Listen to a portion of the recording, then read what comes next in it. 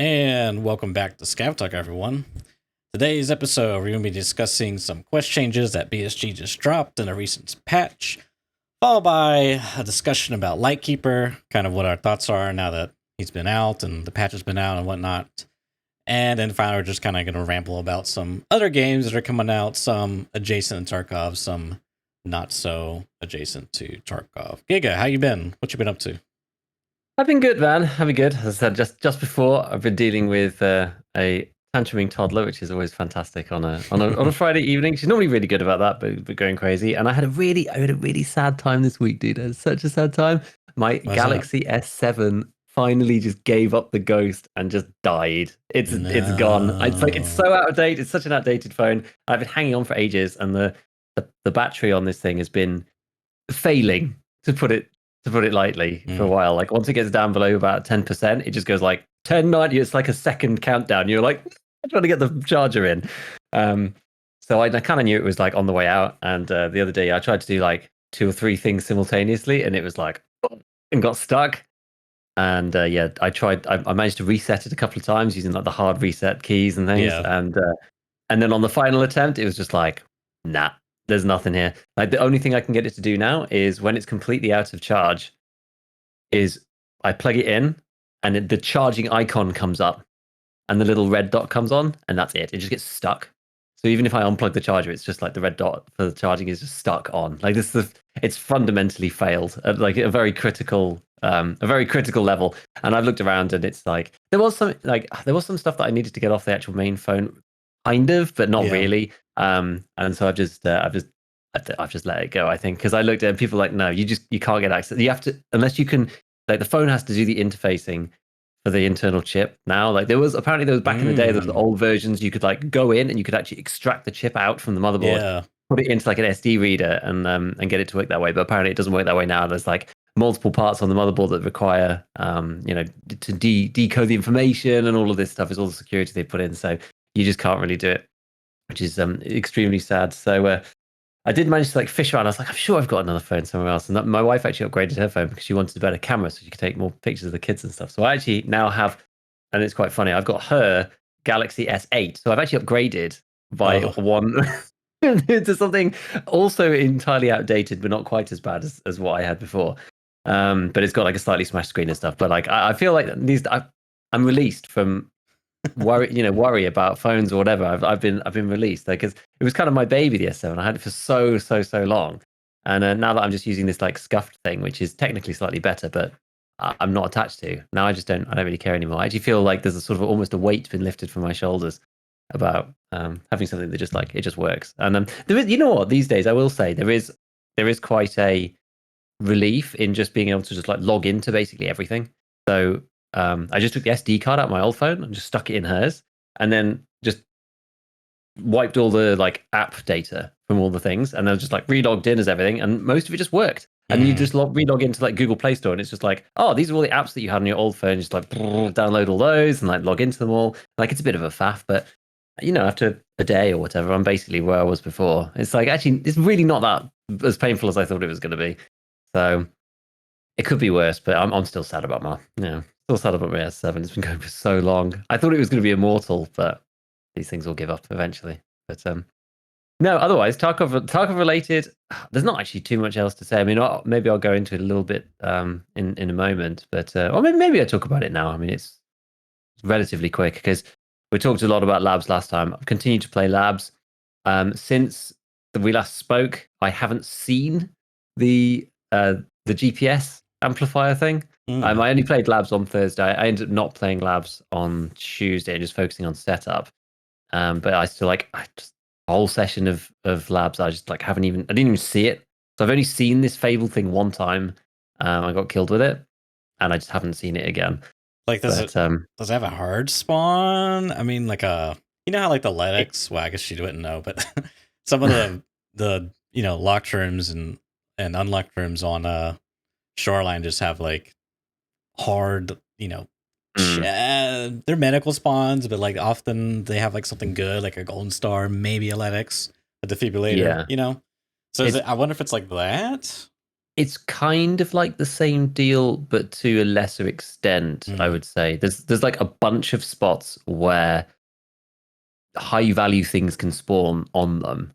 But you can kind of get anything, right? So it can be the far forward current converter, it can be the GPS thing, it can be really any of the rare items like a lion or a horse or anything like that. Often you just like randomly get things like chainlets and stuff in there as well. So you can Wow. get like rollers and things. So there's the two safes. Like I actually do need to go and watch. There was and I haven't done it yet because I just haven't had time. But there was a like one of Brengar's loot guides, which I think he's probably going to be one of the best ones because he's super labs Chad, plus also makes some of the best videos for a Shift W like Uber Lord of Tarkov. So I do need to go and watch that. But like the spots that I've been checking out so far is kind of in the dark offices on top of the safes, on some of the shelves, in the bit next to parking, in the room next to that, the cat room in the center. There's like a whole bunch of areas, which is how I found like 3 of the far forward current converters, which I was relatively pleased about, but only one of these GPS things. So the fact that I've found both does show that I'm kind of looking in the right place, but just like it's just time in the map, and often you end up just dying a lot on labs. I mean, to be fair, labs has actually been pretty fun. I had a couple of really rough raids where I was just looking the wrong way and got shot in the back of the head a few times, which is a pain. But it's honestly not been that bad. Like I've had some really, really fun fights on labs, and I kind of put it down to the AK-101 has just been such a great gun in general for like transitioning up. You get to like 5.56 using like 5.6A1 and just go MDR or SCAR or something. And then once you get to tier 3 traders or level 3 traders, you're just, you can build the 101 quite nicely and you've got the RRD on it and all this stuff. And once you get there, you can basically just go like 5.6A1, 5.5A1. And then I started crafting M995. So now I've got these like spicy mags with like 10 rounds of M995 on the top and then 20 rounds of 8.55A1 underneath. And it works like a treat. It works so well. It works so well. So you're like 10 rounds of just the ultimate punch and then the 5.5A1 follow up, which is also decent, right? Like nobody's really wearing class 6. Like it's everyone's wearing class 5. And so you've got well enough punch to get through. And so I've had like some really, really cool fights where I've definitely like killed like level 55 people and things on labs, and it's been working out, just like being aggressive and stuff. So it's been fun. It's been fun, but I'm still trying to find those. I actually am finding it more fun playing labs at the moment than trying to do setup on customs. Like normally setup is really easy. I find setups normally straightforward. Like I did a whole video about it. It was either last wipe or the wipe before, and it was like 2 raids in a row with 4 kills, like a raid with 3 kills, a raid with 2 kills, and like obviously a bunch of dud raids, and then a bunch of raids where you get one person. But dude, I played quite a lot of customs trying to get setup done so far with the Ushanka and all that. And I'm at 6 out of 15. It is a slog, this wipe. I don't know what's happened. Like maybe I'm doing it quite late. I did kind of ignore Skier for a while and I was doing other stuff. So, I'm doing it kind of late on, but dude, it's rough. It's really, really bad. Like I've never had so much trouble. And it's like, I think partly it's me, I think, because there's been a whole bunch of situations where I've been in fights and just choked and not really done the thing I need to do. Like I fought this crazy 3-man in dorms and they were all like confused and I was confused, but I managed to like kill nobody. I was like, oh, it's just like so frustrating, like sometimes you just get like fed up with the way that you're playing. I just don't think I'm playing it that well. I think it's weird, like especially when you're swapping between something that's kind of like, even though labs is different and a bit strange, you're using normal guns and you're playing Tarkov the normal way. And then when you switch back to doing something else, you're like, oh, I'm playing as if I've got an AK-101. And then you see someone and you're like, I can't reach that far. It's like, I don't know, you're just like on autopilot, so you have to like really switch gears. So so it's just like slogging through those. Really, I mean, the two quests I had fun with so far was the flashbang one and the getting the Zbrolo down below 50% one. Those have actually been quite entertaining. Oh yeah, I did see that. Yeah, I like doing it the quote unquote legit way, going factory with the Zbrolo and bullying some timmies. Because you can always just go and run into the snipers kind of thing, or like get a friend to shoot you an insurance fraud or whatever. But I always quite like going with something big. Usually I've found an alternate, you get it from a quest or whatever, and I save them up, and then go in with that and the Zbrolo, and you're just like an uber like mega Chad. But the issue this wipe was that because the Zbrolo got buffed so hard, no one has any high tier ammo. It's actually very difficult to get it below 50. It's actually really awkward. I had to do 2 raids And I had to like wander around, like trying to bait player scavs. I met one guy and I was like, hey, are we like VoIPing? And I was like, yo, can you just like shoot me in the chest? I'm just trying to get this thing done. And he Yeah, I shot me saw like, that. do you see it on stream? He like shot me 2 or 3 times. Yeah. And then I was like, man, I'm still like not lower than 50%. And then I started to see that he was starting to point at my legs, and I was like, yo, whoa, buddy, no, let's not do this. And I thought the guy must have thought like, wait, why am I doing this? Just like Yeah, choosing exactly. Uber Chad. Yeah. I'm there with an alternate as a Zbrolo one. And he's just like, I could get a free, Yeah. the free $500,000 kit here. I mean, the Altin's priceless at this point. So because you can't actually buy the helmet, you can only buy the visors, which is quite interesting. I You had a can buy really the barter weird. items, right? You can't barter with the Altin. Oh, you can't? Not Man. anymore. They took it away. I'm behind the times. Yeah, that was in the latest. I'm pretty certain that's the case. In the latest yeah. like set of changes, it's when they put everything behind workbench stuff. I'm pretty sure. Yeah, you can't get it, and the Reese as well. So they're like stash only now. So there's like 2 weird ramifications. This I'm going wildly off topic here, but it doesn't really matter. We'll get into the meat of the stuff in a sec. 2 like weird ramifications. If you find an Altin, obviously it's like super valuable, and you want to keep it around for like tasks like that. I got 2 kills in one of the raids, and I don't remember which one it was. It might have been the Zavala one. It might have been, I think, or maybe it was the Flash one. I can't really remember. But I didn't want to go and loot the kills because I was like, what could they possibly have? Yeah. That's going to outweigh the potential, like even a small chance of me dying to something stupid. Yeah. And losing an item that I literally can't buy. Like it's priceless now at this point, and it's so powerful. And then combine that, yeah. And so I was like, I'm just going to go. I'm just leaving. I was like, I don't care what they've got on them. Like I've done the quest that I needed to do, and I want to keep the Altin for something else. Like I don't know. It doesn't even matter what they've got, honestly.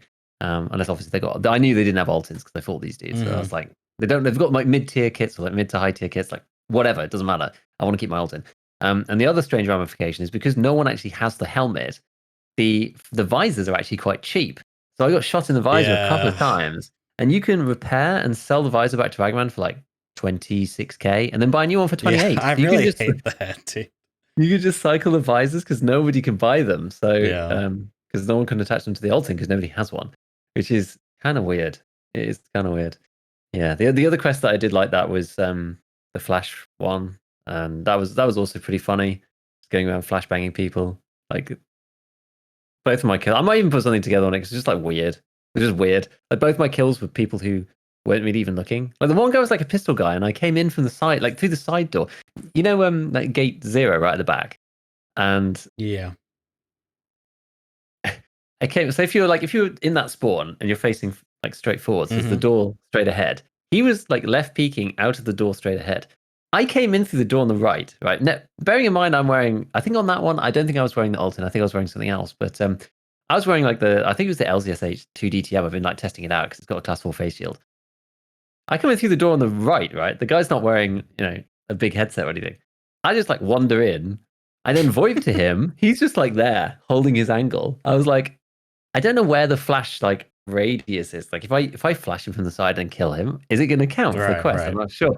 So I was like, hello, like like leaning into his screen, and then he was like, like jumped and like tried to like glock me in the face or whatever, and I just went poof, just took it, flashed, and then took the legs out, and it was so weird, man. It was so weird. And then like the other one, the guy was like the other guy was fighting somebody else. I got shot by the person he was fighting, and he didn't know I was there either until the last minute.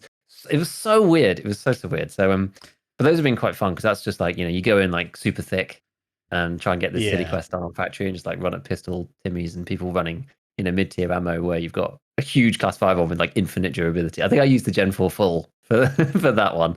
And again, it's that nobody's the ammo thing just makes it so hard. Like no one's even running BP really. The most of the people that you run into, so they just can't do anything. It's pretty good. So I really like how you try to justify your bullying the Timmy. It's like, oh yeah, I just leaned around and I had to do it for the quest. I voiced him so he turned around. It wasn't bullying or anything. Yeah, it was so weird. I was like, I need you to turn around, okay? It's like so weird. It was really odd. It was fun though. It was fun. Yeah, I wouldn't go and do that all the time, I don't think. But it's definitely good for a laugh, even if you don't have the quest. Okay, so yeah, you've been doing much. You've been editing the stuff. Should we jump into the quest stuff, or you got any random anecdotes before we start? Not really. I got some pretty fun projects in the work. Oh, cool. Um, Secret projects. not really.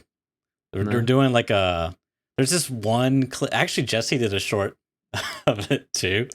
hmm Airwing, Jesse, and One Peg went to woods, and Airwing brought on the GL, and he sighted it for like 400 meters.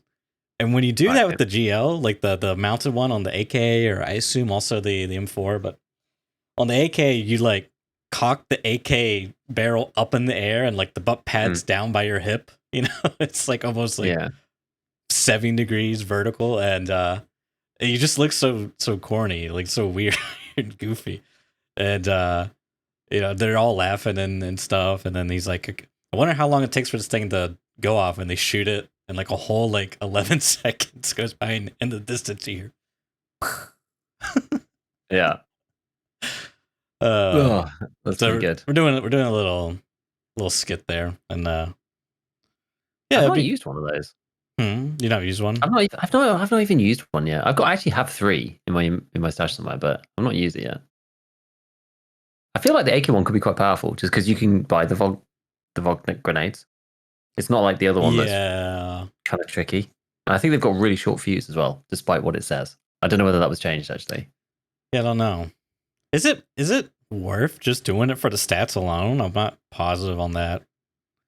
I want to say you're better off doing the meta, the normal meta stuff. I can't think it was VS combo or whatever it's called. I think it's just the ergo that kills you. Like you do get a bit of extra recoil. You can make a slightly lower recoil gun. You can make like an actual horrific monstrosity now because you can use the night scope thing on the dovetail mount as well as the Yeah. grenade launcher to get. You can get an AK down to you can get an AK-74N to like 30 recoil or something stupid if you want to, but it's like borderline unusable. Like it has a hard 0 ergo no matter what you do. Yeah. So it depends what you want, right? I don't think it's worth it. Like once you get down to that, you can make the gun like 37 ergo without or recoil without going goofy, you know. So it's, at that point, it's like, what's the point in getting it any lower? It's more just for funsies. I do wonder whether there's an argument to like add it in for non-meta builds to try and do that. But again, it's just the ergo thing just kills you. So it's never going to be normal. It's never going to be something Well, that if people if do. the trade off's like free recoil for like going to, like I don't know what the full meta recoil reduction. I guess not full, but like reasonable. You know what I mean? There's like a line somewhere, but I just wonder what the trade off is. Like, how much do you actually end up losing? Because then, like, you think if you just do the VSS combo plus, or I don't know what it's called. Is it the VSS combo? VS combo? I know this is the Troy. The Troy is Yeah, the that's the best one, I Troy. think. Yeah, it's the Yeah. Troy. If you do a Troy and like an RK2, for example, are you like negative, I don't know, 3 and then like plus 15 recoil, whereas the other option, is it something better? Like, I just wonder what that's like. I think one of the biggest issues with it is that it only fits on certain handguards. So you have to compromise already on the handguard, and then you don't get a vertical foregrip. So you're kind of like doubling up that thing. Do you know what I mean? It's like it's a small. Yeah. I think it's like 3% recoil better with the grenade launcher, but the ergo is just so bad. It's like mid-20s, I think, negative. Yeah. So Okay. it just ends up not being worthwhile. Because what's the base recoil of these guns? Is like 140 or something, I think, roughly, something like that. So 3%. I mean, you're talking like 4 recoil points, something like that, which kind of tallies. That kind of tallies up with what my memory. That's without you having the game in front of me. I think that's roughly right. I think that's roughly right. So I don't think it's worth it unless you are going to use the GL. Yeah. I wonder if there's any way to like. I wonder if you can take the GL off in raid. Turn the GL off in raid? Like take it off and replace it with a foregrip. I don't in think raid. so. I don't think so. Probably not. I kind of wondered if it was actually no, because it's like half a handguard, isn't it? Yeah. That's the problem. It's basically like half a handguard. Because then you can't fit in there to handguard instead. Yeah, it just doesn't really work. I was like imagining a scenario where you fire your 1GL and then you just like quick swap a vertical foregrip on with with a lower half handguard or whatever. I don't know. I don't think that works, but never mind. Never mind. Cool. It's good to know that you're still busy with the content side. Yeah. Yeah. I guess in terms of other stuff, unless there was something else you wanted to no. touch on. So in terms of news, I don't think anything happened between, because for anybody listening who wasn't aware, although I think we did say last time, this is a much shorter period than usual because I ended up having to delay because of kid health hospital shenanigans. We ended up recording the last one on the 13th, and today is the 17th. So there's actually only been 4 days in between, whereas usually it's Friday to Friday for the actual recording. So we were on a bit of a shorter timeline, so we haven't really had the opportunity for that much to get adjusted. But then, like just today, a load of quest changes came out, which is pretty cool. I don't think it really affects me in any way, particularly, but it's good that they're thinking about it. I think almost the most important part about the way that they've done it is they put a post on the forum, and then they linked to the post on the forum on Twitter. No, it's not even on the forum. It's on their actual news section. News. Yes. You're right. It's on the actual news section. They actually used the news section. Can you believe it? And they created a graphic to go with it. I know. It looks really good as well. It does look good, and it says Escape from Tarkov quest adjustments, which is exactly what it's for. And then it's actually, yeah, you're right. It's on the main news page. I thought it was on the forum just looking at it, but it's not. That's really good because this is where this stuff should go. It really is where this stuff should go. So I'm actually quite pleased about that. And they just linked to it on Twitter, so that's completely fine. So there's a bunch of stuff in here. So there was I don't know which ones are worth talking about. I mean, we'll just quickly whip through them.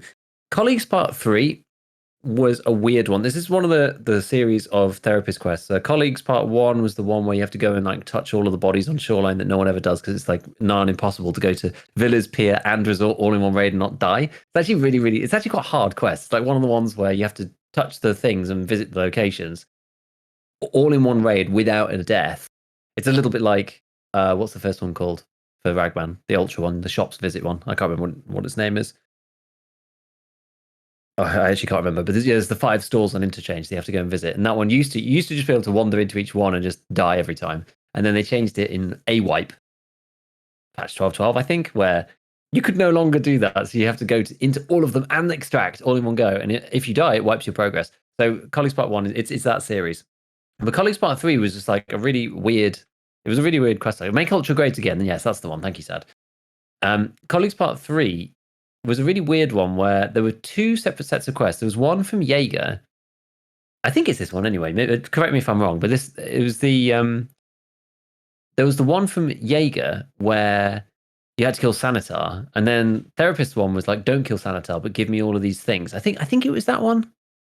Now I'm doubting myself. Either which way, Colleagues Part 3 was really stupid because you had to give her a blue, a find in raid, blue terror group. Oh, was it? I think it was find in raid. A terror group's blue, or maybe it was just normal. I'm misremembering all over the place here. Anyway, it was a blue card and a green card, and it didn't make any sense because blue and green are incredibly expensive and incredibly rare, and you used to get some stupid stuff as the reward, right? It just wasn't worth it. And they've actually changed that quest now to 10 just normal labs access keycards, which is doable if you kill enough bosses and do scav enough. It's doable.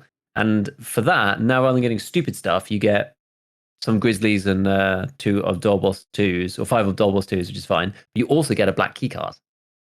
So it's actually worth doing at this point, because black is a good keycard. Although I will caveat, and there's been a lot of conversations going on in my Discord about this, about how it's actually a lot less hard to get now because they've increased the global stock. Oh, they did. It's not just sold out continuously at the moment. I think they did that with the thick case as well. I haven't gone and looked myself, but a lot of people saying the thick case stock has gone up a lot, and that's why Moonshine's gone up a lot. Moonshine is actually really expensive, so I've ended up building the Moonshine, the distillery thing. I always it's a booze generator, isn't it? I always think of it as a distillery because booze, no one says that. But I actually built it in the end because you could buy sugars for 40 to 50k, and the waters for 150. So it should really be about 240, 250, but he's selling on the flea for 280, like consistently 270, 280, 290. And I was like, oh, I'm paying a 30% markup or a 30k markup if I want to go and put it in my scav case. So I'll build it anyway. I mean, I was going to build it at some point, but normally it's just not really worth it because the value's usually in the water filters to super water part, as opposed to the crafting the moonshine part. So anyway, so the black key card. I think you can now get it from the barter like a bit cheaper. Like it's expensive on the flea, but because you can do the barter trade now, I think it's only 5 or 6 mil. So I heard. I haven't gone and done the math myself. So that's kind of an interesting one. And then there's like a bunch of others. There's like Crisis, which is like a really high level one, which is find 5 Ledexes, and now that's 3. Find. Oh yeah. I guess kind of now you I guess it's a little easier to craft them. Maybe you need the silicon integrated optronic circuits book or whatever. Yeah. Apparently, you get that from LightKeeper, or there's like an infinitesimally small chance of it spawning on Lighthouse these days. I actually do have. I guess you'd need one each time. There's a weird circuit board that you need as well for doing that craft. I found one on Labs in one of those spots again. So I have one. I actually found one and died with it, and then I found another one and survived with it. So I actually have one, but without the book, it's not useful. I'm not sure what else it's useful for. I don't think really anything. Maybe it's just that craft. I don't know. Maybe there's some other stuff. But there's like a whole. It's mostly high level quests that they changed. If yeah, things like kill Sturman 25 times is now kill Sturman 20 times. The Swift one, which is kill PMCs without armor or helmets, rather than 20, that's 15. It's like there's nothing super crazy. I don't think nothing super crazy. I mean, there was one more. I guess it's still locked behind the quest, but now the GLs are because I think you gotta do the quests to unlock them.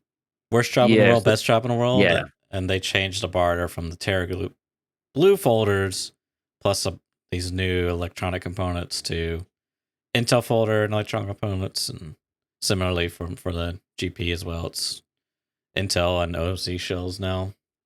But for which was that? The GP25, the Russian GL. Oh, you can craft them.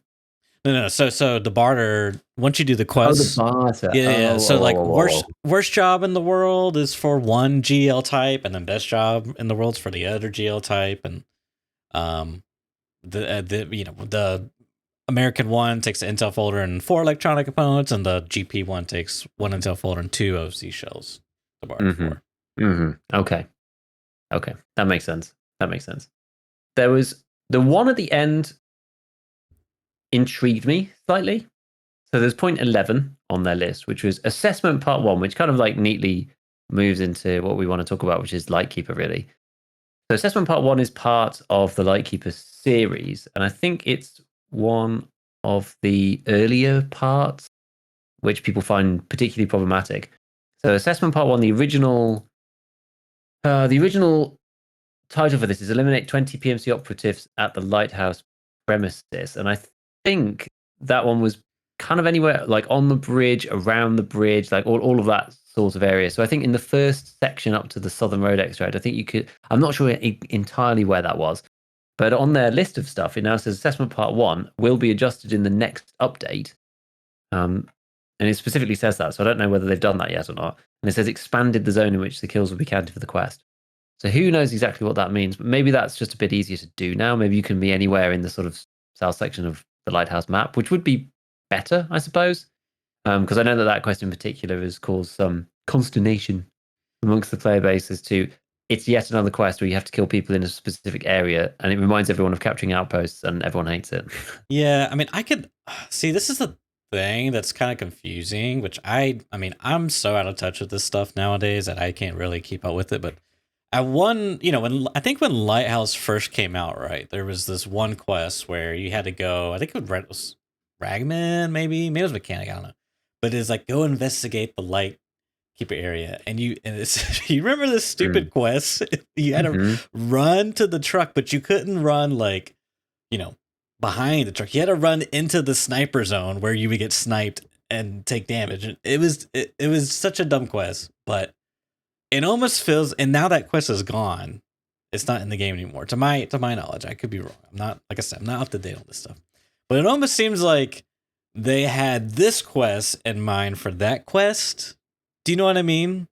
Because Oh yeah. that's like I don't know the zone, but I heard it's like this weird small area, and then most people's complaint is like no one ever goes there unless they're like already past the Lightkeeper quest. So if you're like the first one, if you're like the first batch that's speed running or whatever, and you get that quest, like how are you ever gonna like you know what I mean? How like at least with capturing outposts, stronghold to loot POI. The pier is a quest POI, and the med camp is a loot POI. So I don't know. That's my hypotheses, but anyways, they said they're expanding it, which is cool, I guess. It I don't know.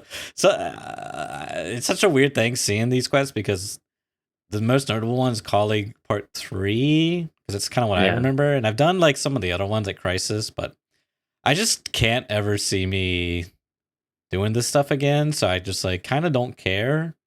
Even though they've like changed and like some of the rewards are better and stuff, which is, I mean, it's like a buff to grinding or maybe a nerf to grinding, depending on how you look at it, and a buff to like doing the grind.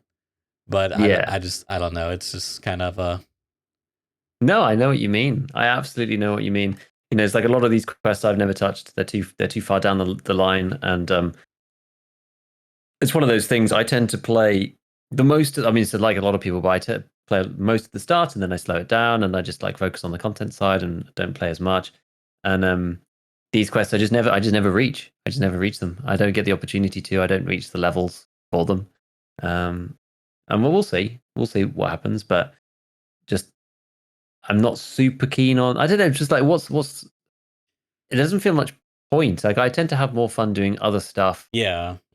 There's a bit more self-directed than doing these specific things that I'm asked to do. I mean, like the Lightkeeper thing, I sort of do get it though, because it is its own thing. But as far as we can tell for now, there's not really anything there, right? If there was I'm still surprised that they haven't put the trading mechanic in. Like, I was sure that must come with the Lightkeeper, but it didn't seem to have, right? Yeah, I mean the last, before we talk about the Lightkeeper, the last notable thing I want to say about this update was they added the Harris bipod for the DVO, the skier for, which I'm like, that's probably like the biggest thing for me, because man, that's annoying when you go to like buy it in the presets and then it grabs one off the flea market for 100 million rubles or whatever. I hate that so much. So that's a nice like common man's quality of life change for me.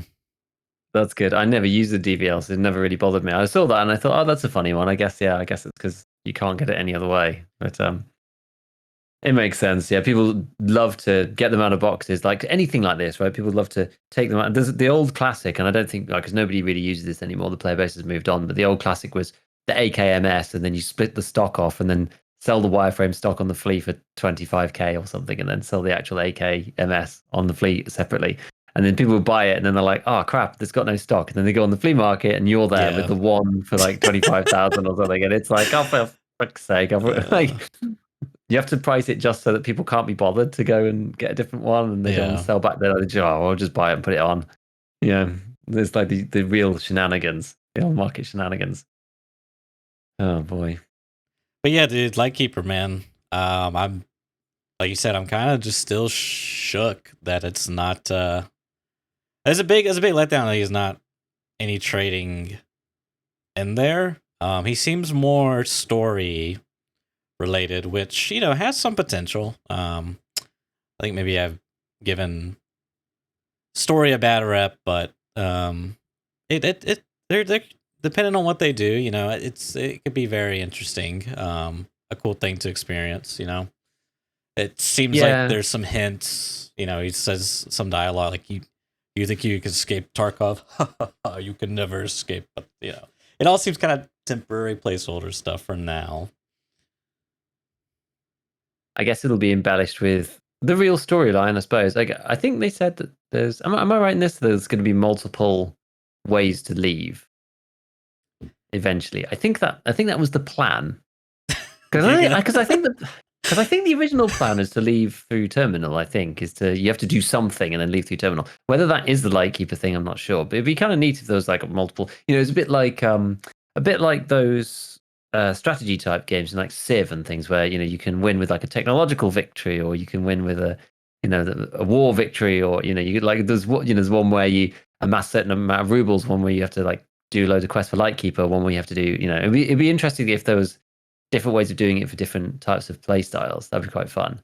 It'd be quite a neat way of doing it, rather than just forcing everybody down the Lightkeeper route. If they want to do it, you could just amass a huge fortune and then pay, like bribe your way out through terminal or whatever as another alternative. I think that'd be kind of neat. But yeah, we'll see. I don't know. It's Lightkeeper's just it's a tricky one. I know that a lot of people really wanted to go and get access to him this way because of the whole idea for seeing what he barters for, because that was really the whole point. And I don't think, like, some people were saying that it's as difficult as getting Kappa. I'm not sure. I think a lot of people have sort of done both together. People who are getting Kappa are getting Lightkeeper after that, and it seems like people have been getting him relatively quickly. I mean, it depends on what you think is difficult or not. So Yeah. The initial requirements, at least, to get Network Provider Part 1 is the first quest that you get from Mechanic to go and investigate Lightkeeper in the first place. And there's a series of quests, including assessment. I was just having a look at this before. So I think it's Network Providers 1 and 2, Assessment 1 and 2 and 3, the key to the tower, Jesus, man, knock knock, and then getting acquainted. And getting acquainted, I think is the one. Is that the one? Yeah, because the one after getting acquainted, information source is the first one that you actually get from Lightkeeper himself. So at one point along that route, I think it's either knock knock or getting acquainted, where you can actually then go into the Lightkeeper area in the lighthouse, which is, as a lot of people have said, it's like basically a free money run for anybody who's Uber Chad grinded to that point, because the lighthouse is full of insane stuff. And no one else can go in there because you have the special signal transmitter that allows you to avoid the mines. So as long as you can get back and forth, and presumably if you have the southern road exit exfil, then it's super easy. But anyway, to get on to Network Provider Part 1, you have to have a Scav Karma of 2, have completed Punisher Part 5, Bullshit, House Arrest Part 1, which is one of the Streets ones, I think, Cargo X Part 4, Peacekeeping Mission, Living High is Not a Crime 2, Blood of War Part 2, Tarkov Shooter 7, Gunsmith 15, Broadcast Part 2, Decontamination Service, Drug Trafficking, and Huntsman Path Forest Cleaning. So it's not actually that bad to get onto the treadmill of Lightkeeper. What I find kind of interesting is that you don't have to complete Tarkov Shooter Part 8, for example. It's Tarkov Shooter Part 7. And the same thing with Punishers, like Punisher Part 5, not Punisher Part 6. Like, it could easily be Punisher Part 6 and Tarkov Shooter 8 and blah, blah. But the quest requirement's not that bad. However, and I think Dan Exert went borderline mental doing this, even the very first part of this, because you have to find 4 electronics components, which is easy, gas analyzers, which is easy, broken G-phones, which is easy, and 4 military CFDM wireless signal transmitters, which is not actually that easy if you're looking specifically for them, it turns out, because they're quite rare, and finding 4 of them is quite a lot. And so even at the very first quest, it's a lot of just running spawns and RNG, and I think that was what kind of put me off anyway, was I just not sure if I really want to spend my time looking for 4 military COFDM wireless signal transmitters. Yeah. And there's no craft for these things, there's no craft for that. So you have to go and actually find them, and they have to be found in raid. The question is, do you want to do that when right now there's not really any reward at the end? Yeah, I mean, I think the reward is the story, but that's kind of the thing, is I don't think there's a lot there from what I've seen and heard, but I could be wrong. But I think obviously they'll expand that, but even then it's just kind of like I'm looking at this one getting acquainted quest, and that's the first one. That's the very first one. Yeah, this is the one Airwing was on, because I was watching the stream and he alt tapped to the wiki, as you do when you're playing Tarkov. Mhm. And there's like 50 screenshots of locations you got to go to, and there's 20 flash drives you have to loot within the rogue camp. Just like, God, kill. Like, I do not hate myself enough to do this. And trust me, I hate myself as so that's saying something, dude. This is Mhm. like, because I mean, like, what's the, like, you know, if I play like a story based game, you know what I mean? It's usually like the characters, their motivations, you know, like how they evolve throughout the progression of the narrative. You know what I mean? This is just like me running, me alt tabbing, looking at places I need to go run, tap F onto. Like, there's some environmental storytelling, which is, you know, kind of neat, but like, I just like, I don't really see why am I gonna like torture myself through you know what I mean? What's the Yeah. payoff is the story. Again, the story's not fully there. It's just a weird thing. We'll see is kind of what I'm saying right now. My gut reaction is, why did they do like, you know what I mean? Like, is this a placeholder quest? Because they said they were, you know, all the old quests were placeholder quests. And then is this not a placeholder quest? Is it a placeholder quest? Because if it's not a placeholder quest, then I'm just kind of like a little worried about this, you Mhm. know, golden promised land of 1.0 storyline quest. But Yeah, I think the anyways, issue with the quest design for me for stuff like this is like, okay, so rather than going to one specific place to go and find whatever quest item that we need, they're like, oh, the quests are dynamic now, guys. So now you don't know where it is, and now it might be in these 20 places.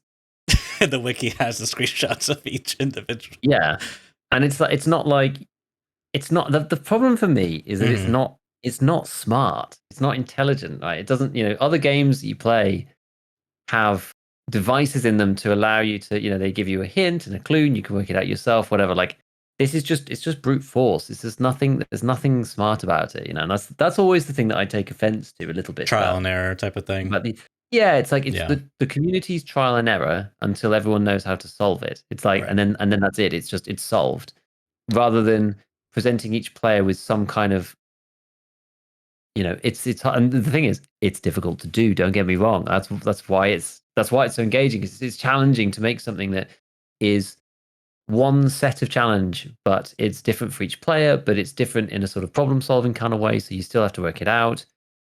But you can't just go and look at the set of spawns. Like the fact that it's in 20 different locations rather than one. The only difference there is that you now have to grind more, go and look for it. 'Cause you have to look in a load of different places. It doesn't necessarily make it any more engaging. It just makes it take Oh, longer. you just need one flash drive. Okay. Yeah, But you just there's need the 20 one. different. It's 20 different places it could be. No. There's 20 different. Wait, what is? Because there's multiple different. Or no, you're right. You're right. There's 20 different places it could be. Okay. Yeah, I don't. Yeah. It's like the key. It's like the key in the Uh, ballet lover quest. I mean, you probably haven't done that one, but there's you know, on streets.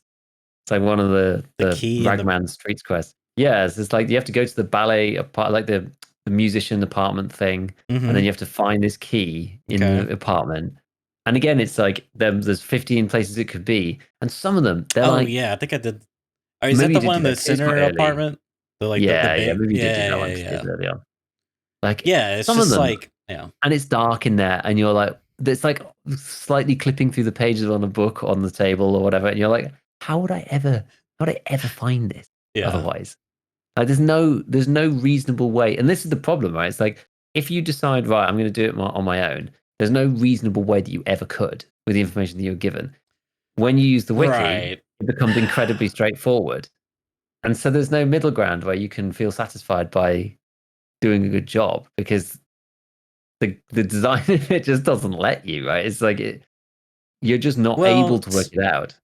see, this reminds me of, and I think we talked about it before, so I won't harp it too much. But Chemical Part One, where you're the hobo guy.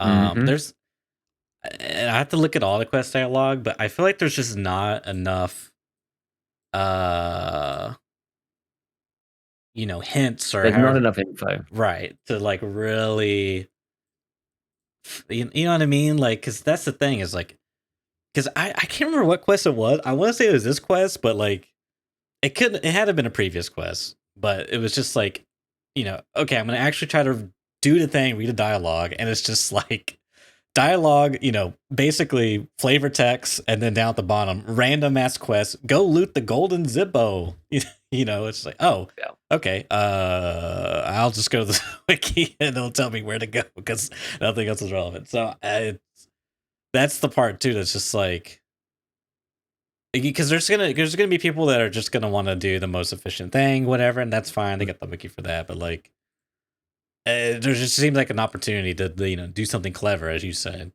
something intelligent, and Yeah, it's it's just just something weird. like they tell you where to go in the first instance, and you go there, and then you like I guess it amounts to the same thing, but it still would make it feel better. You go somewhere, and then it like maybe it gives you a location which gets like marked on an in-game map or something, and then you have to then visit that or something that just feels a bit more engaging rather than just like looking at the wiki. Like you couldn't look at the wiki for that. Like you could look at the wiki and it would tell you how to do it, like what the steps are. But it'd be like, well, you're gonna have to look at whatever it says in game and work it out, or it asks you to do something specific or go somewhere else, and it's maybe a little like treasure hunt kind of thing. That would be better, in my opinion. Like, because the way it is now, it doesn't make sense. oh, okay, they actually do say such software can be obtained from the XU6 at the water treatment plant. Okay. Reading the find the flash drive and the thing. So Well, I mean, at least it tells you. At least it tells yeah, you at that least it like they're tells in. you. A flash drive is really tiny, and you're looking at some of the screenshots, right? And it's like Right. on the corner of this wooden It box by a basically, weapons box yeah. outside. Here's the wide area. You know what I mean? We told you where, like, you know what I mean? There's not like some clever. You have to like take dialogues from what other characters have said. Yeah. Match them up. And whatever. You know what I mean? I wish I don't really like play a lot of these games. Probably the most recent thing I played that was like puzzly was some horror game, and like the puzzle, like I was looking at the puzzle and I was trying like so hard to figure it out. And I guess just whatever like thought process my brain had, I was just like so deep down that track that like the obvious thing, it was like such an easy puzzle, but I was like doing this like advanced anyways. And so eventually, like, 30 minutes to an hour in, I all tapped and looked it up. I was like, oh my God, it's that easy, but it was things like that are a uh nice way of going about things, I feel like. So it's Yeah. it's tough, but you know what I mean, if they make I could see them doing a lot of cool stuff with like the story, like, because there's a lot of unknowns, there's a lot of potential. Mhm. you know um Obviously we kind of know our motivations. We want to get out, presumably. Anyways, maybe there's a reason to stay, but I don't know if there is. Maybe they'll present that to you in the you know um story, that Yeah.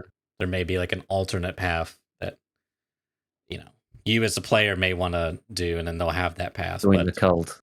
yeah, something like, stay in Tarkov and cause chaos. I'm a badass as I put out my cigar. Because the Lightkeeper can seemingly come and go as he pleases, and he's just messing around. Say, Or making the Lightkeeper can come and go as he pleases is sort of the implication from some of his stuff. I haven't oh actually really? seen, and I should go and read some of the text from some of the other quests because I only saw like the initial opening chat. Yeah. But like he can kind of come and go. It Oh seems yeah. Should we say he chooses to spoilers? say, Guide "Well, it's a bit late spoilers. for that. It's a bit late for that." Also, it's quite it's been out for so long now that This. I think anybody who is Yeah, I feel right. I feel like it's been out for so long, and if you are, the guy that really wants to do it, and you can only play an hour every week, I'm sorry, we've ruined it for you. But I know that, and you're probably not going to get there, but yeah, that's the thing, either right? as well. It's like such a freaking long grind, man. Long grind.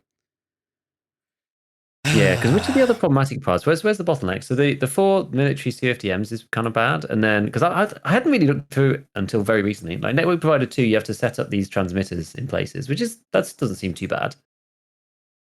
And then Assessment Part 1, which is kill the 20 PMCs at the ridiculous lighthouse premises, and that's the quest we were talking about before. Assessment Part 2 is like marking bunkers. That's kind of all right.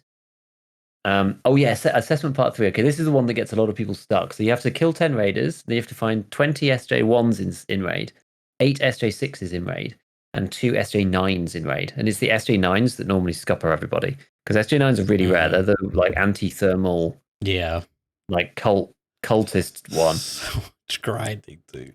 Which is like super grindy. I think I actually have 2 from just like either scavving or the moonshine case when I was trying to get samples done. But 20 SJ1, I think you can craft those. So maybe that's not too bad. And then you move on like keys to the tower. You have to find plexiglass, insulating tape, military circuit boards, another CFDM wireless signal transmitter, and a working LCD. And then get the radio transmitter body on Lighthouse. I'm not exactly sure where that is. But I think like once you get through some of those earlier ones, I do think it gets a little bit easier. And then you get access. You have to just check the transponder works. And then you have to go and find the secure flash drive to encode it and then go and visit LightKeeper. And then you get information source, the first one for LightKeeper. But I haven't actually gone through and read all of the like flavor text from all of the other LightKeeper things. I've only ever seen like the first interaction with him. Yeah. It'll be kind of interesting. Because I do remember like previously when I've looked through all the quest dialogue, especially for things like Mechanic Gunsmith and stuff, it does hint to lots of stuff in the story. So could be cool.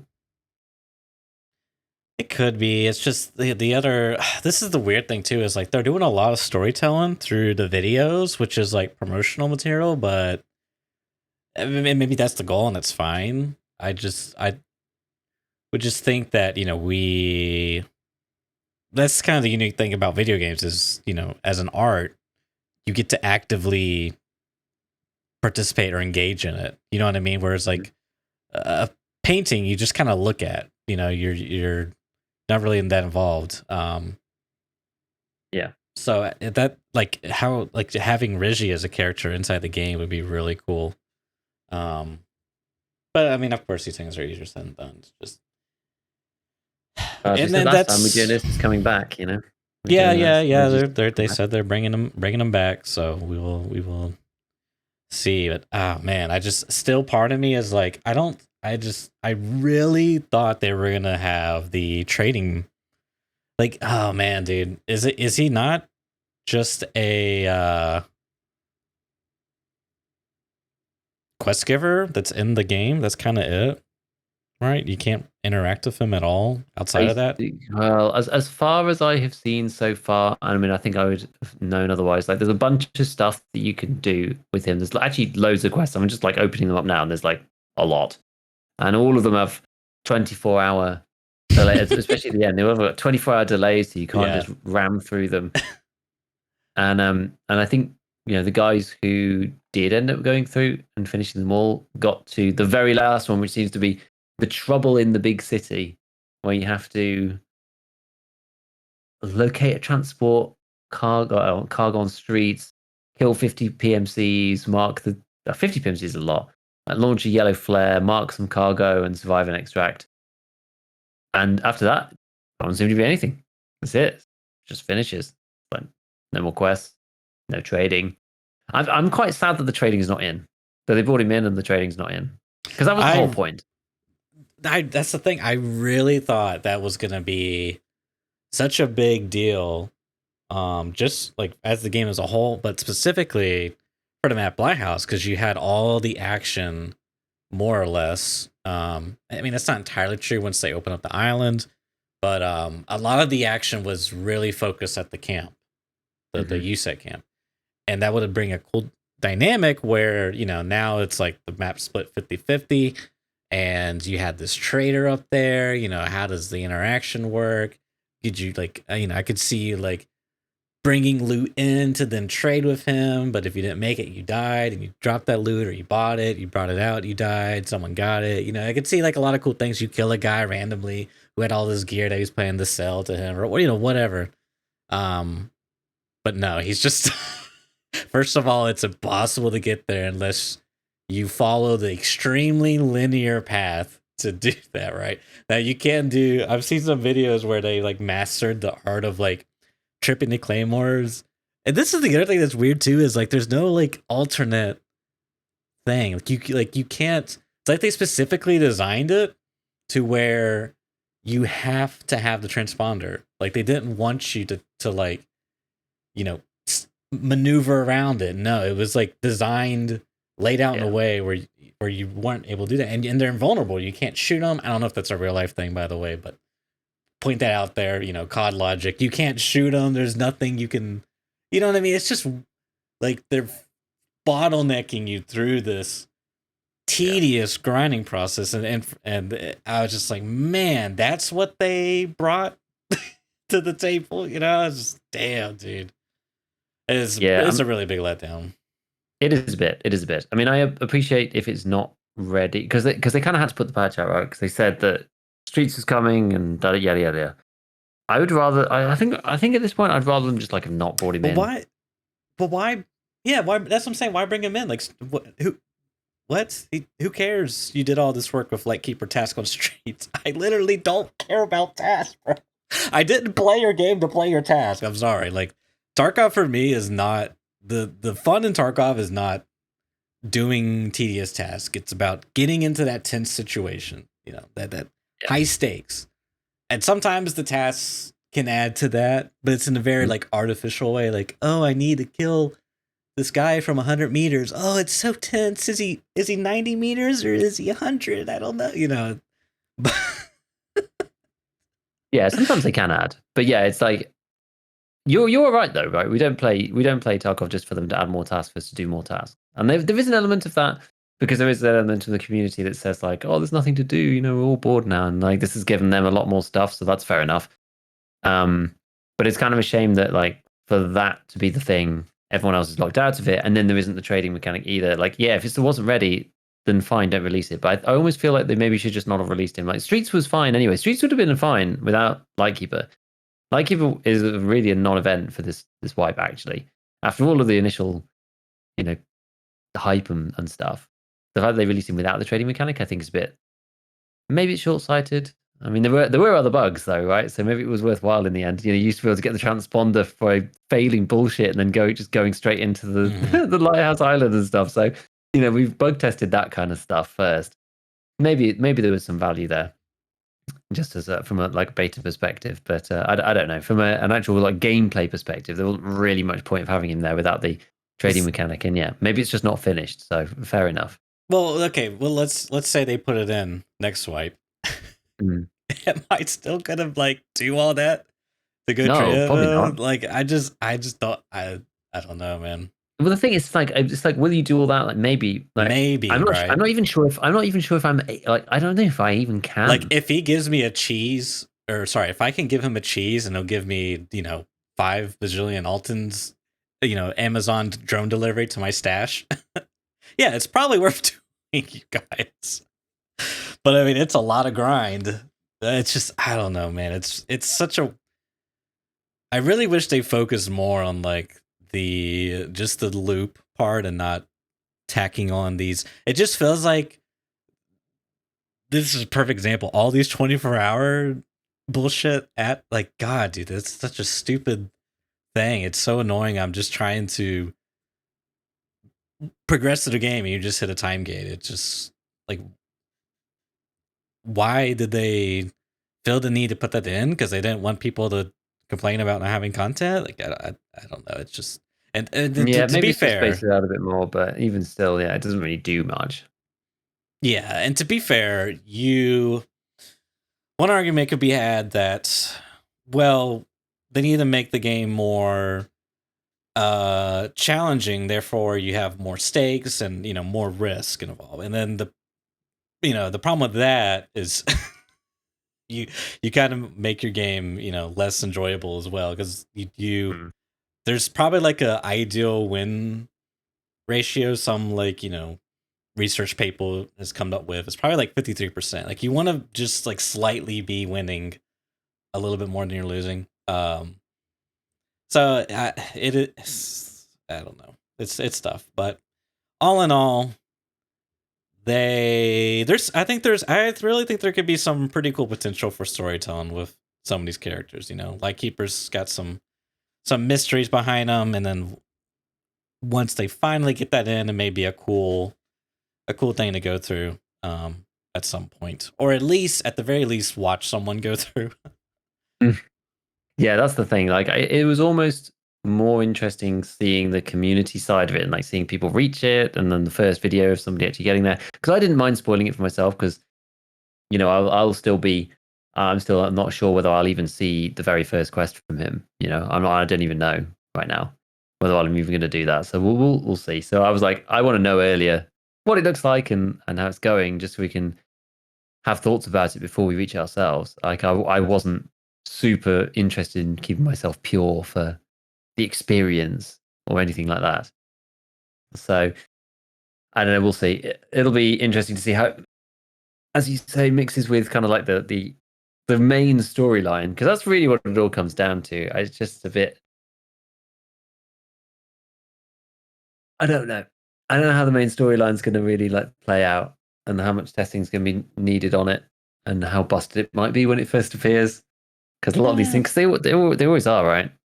I really want to know what game loop they have in mind with this storyline thing. I think it's gonna be the same that we have now, but there's gonna be a lot more detail to the flavor text, if you will.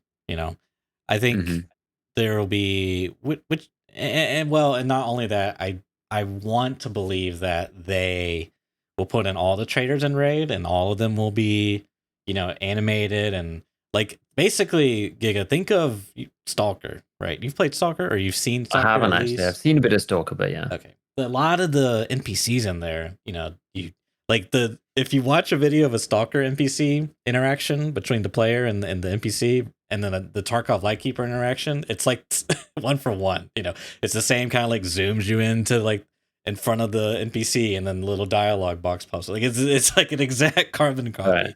Right. So I could see them doing a lot of that stuff in the game, and having like it being voice act and all the dialogue, and then like Prapper's like the scummy old Soviet era guy. He treats you like a soldier. He's got some interesting quirks about him. Maybe it plays into your faction, what your ultimate motivations are, how the relationships happen. I could see it being a little drama in it. And then, but as far as like gameplay goes, that's kind of it. It's still like the standard go here, do this in the multiplayer setting. It's nothing really crazy. That's my thought, and I think that could be pretty cool if they do it really grandiose and bombastic. Yeah, it could be good. It's just like there's so many unknowns. I'm just not sure right now. Yeah.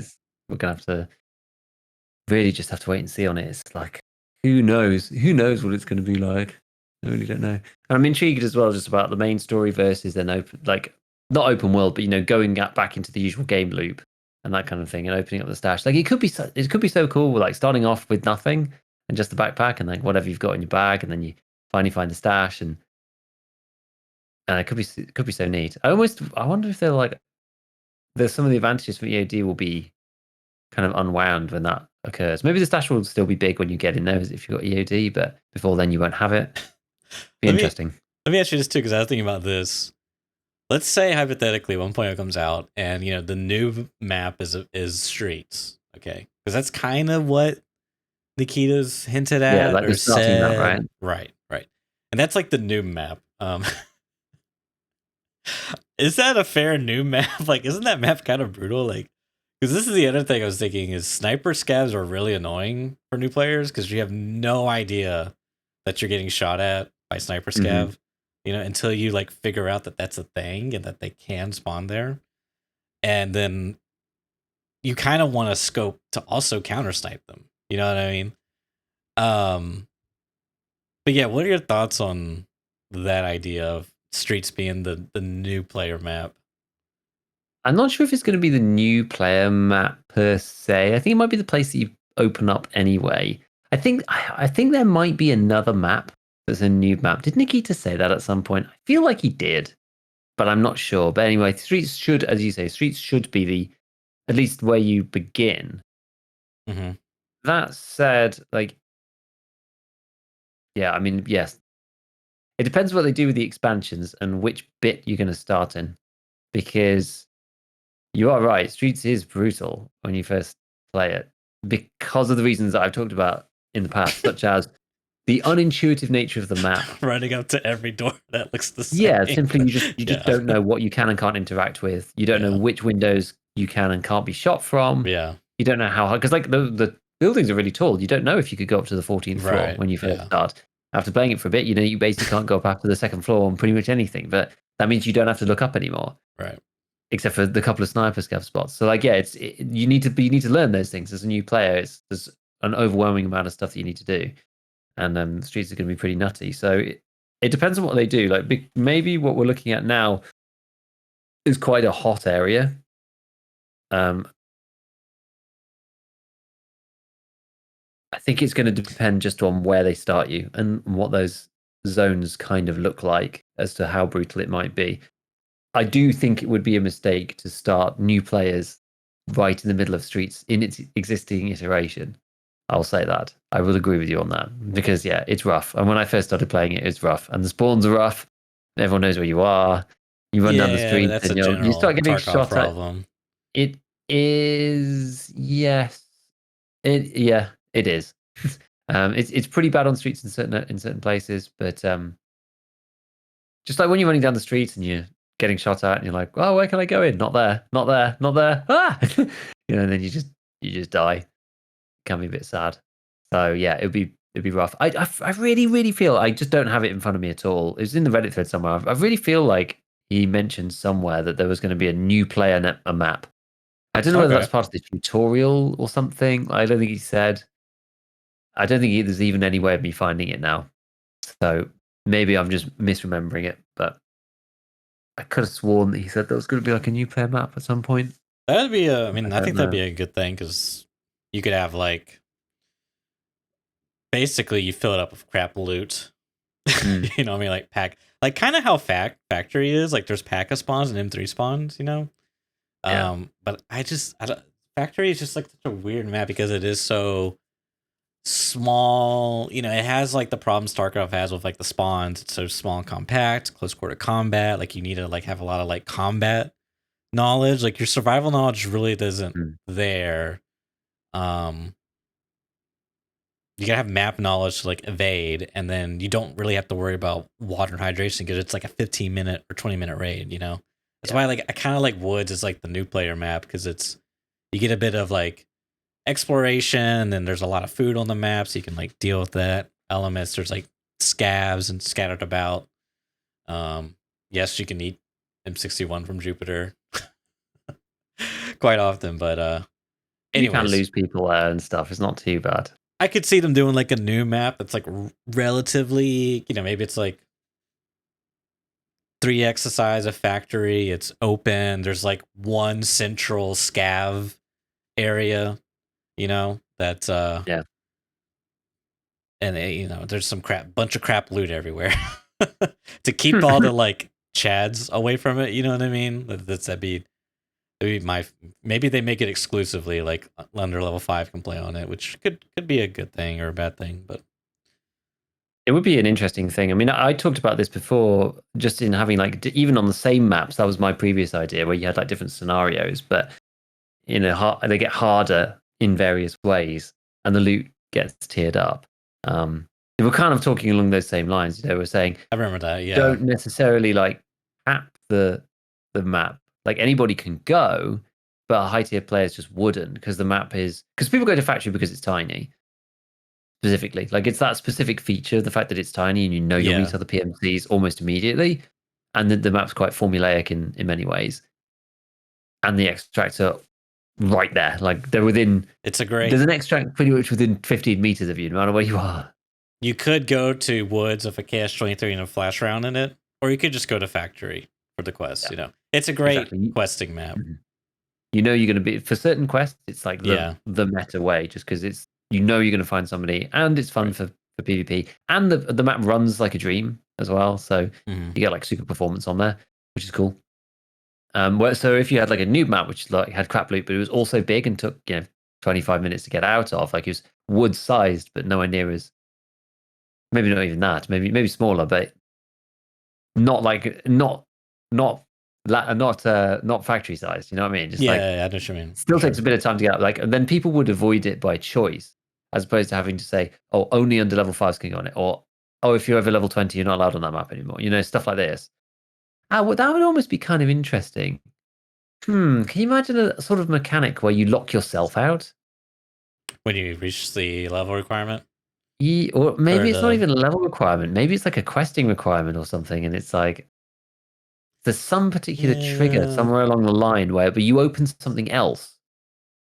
Like maybe you open up labs, or maybe you open up another map, or something different. I'm not sure. For closing off that old one for yourself, something like that. So there'd be a reason for players to then like move on and lock themselves out. I mean, you could just do it the way we said, which is disincentivize people from going. But then the issue is you've got these PMC kill quests, so people will just like turn up on the noob map and kill Timmys doing that. So you kind of need to get people out of there somehow. And that's the thing. It's difficult because then it's not even about looting. It's just about and that's PMCs. That's kind of what I dislike the most about Tarkov is like there's such a focus on linear quest progression because that's like the most efficient way. It's just a more reliable way to get your resources.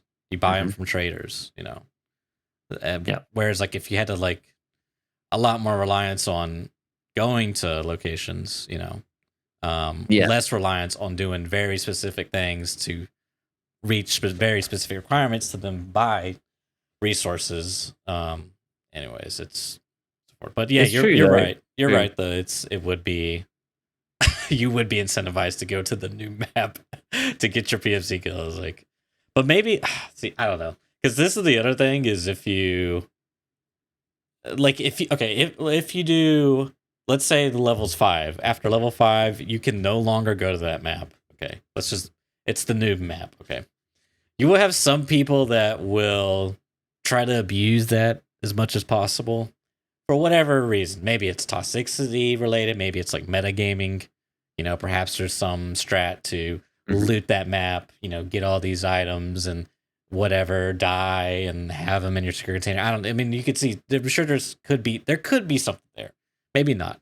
And then if you go the other way, which is like, oh, just, the loot's really crap, blah, blah, blah, blah. There's like nothing there. Then, as you said, people just go there, level 59. Let me go stop some bullies to get my quest done, or some Timmys to get my quest done. So it's a tough one. Yeah, it's tricky. It is tricky. Yeah, the questing, because I hadn't really thought about the questing until now, about how you incentivize to go and do that on the easiest map that you physically can. To try to kill people for these specific quests that require PMC kills, and they require PMC kills no matter, like, there's no level requirement. This is the other thing I was going to say. I just remembered if you lock it at level 5, after level 5, you may run into a situation where your queue times are really long because there's not, you know what I mean? Like you need people to play the map. What if every time you join late wipe, you go queue up, and there's like one other person in your lobby? You like never see each other for 20 minutes or whatever. It's just maybe that's okay. Maybe they just make sure that there aren't any PMC kill quests or anything, so you could just load into an empty raid just on your own. On every quest, there's a exception, except for the new map. Yeah. So that you'd have a way of, you'd always spawn in. Maybe there just isn't any player count thresholds or anything. You're always spawning in, and so you may even just go in on your own if it's end wipe. But that's fine because you just get to wander around, kill some scavs. We're talking about the Timmy map, so I guess it doesn't matter so much. Yeah. I would say lean more towards Doom map, not necessarily tutorial. But I guess just because of the nature of Tarkov, you probably have to do some hard rules simply because people are gonna do the meta thing and go get their kills on that map, unless you do, except for a factory and also this map on every kill quest. It would be kind of lame. I don't know. Yeah.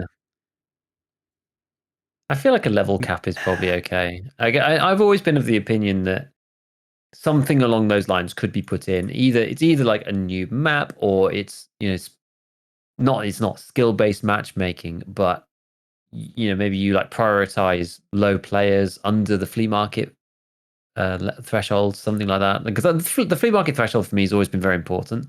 So right now, if you match players level 1 to 14 together as priority as over other players, that would also be okay to me. Or even just 0 to or 1 to 10, it would be fine. But up to 14 is okay because everyone's pre-flea and pre-trader 2.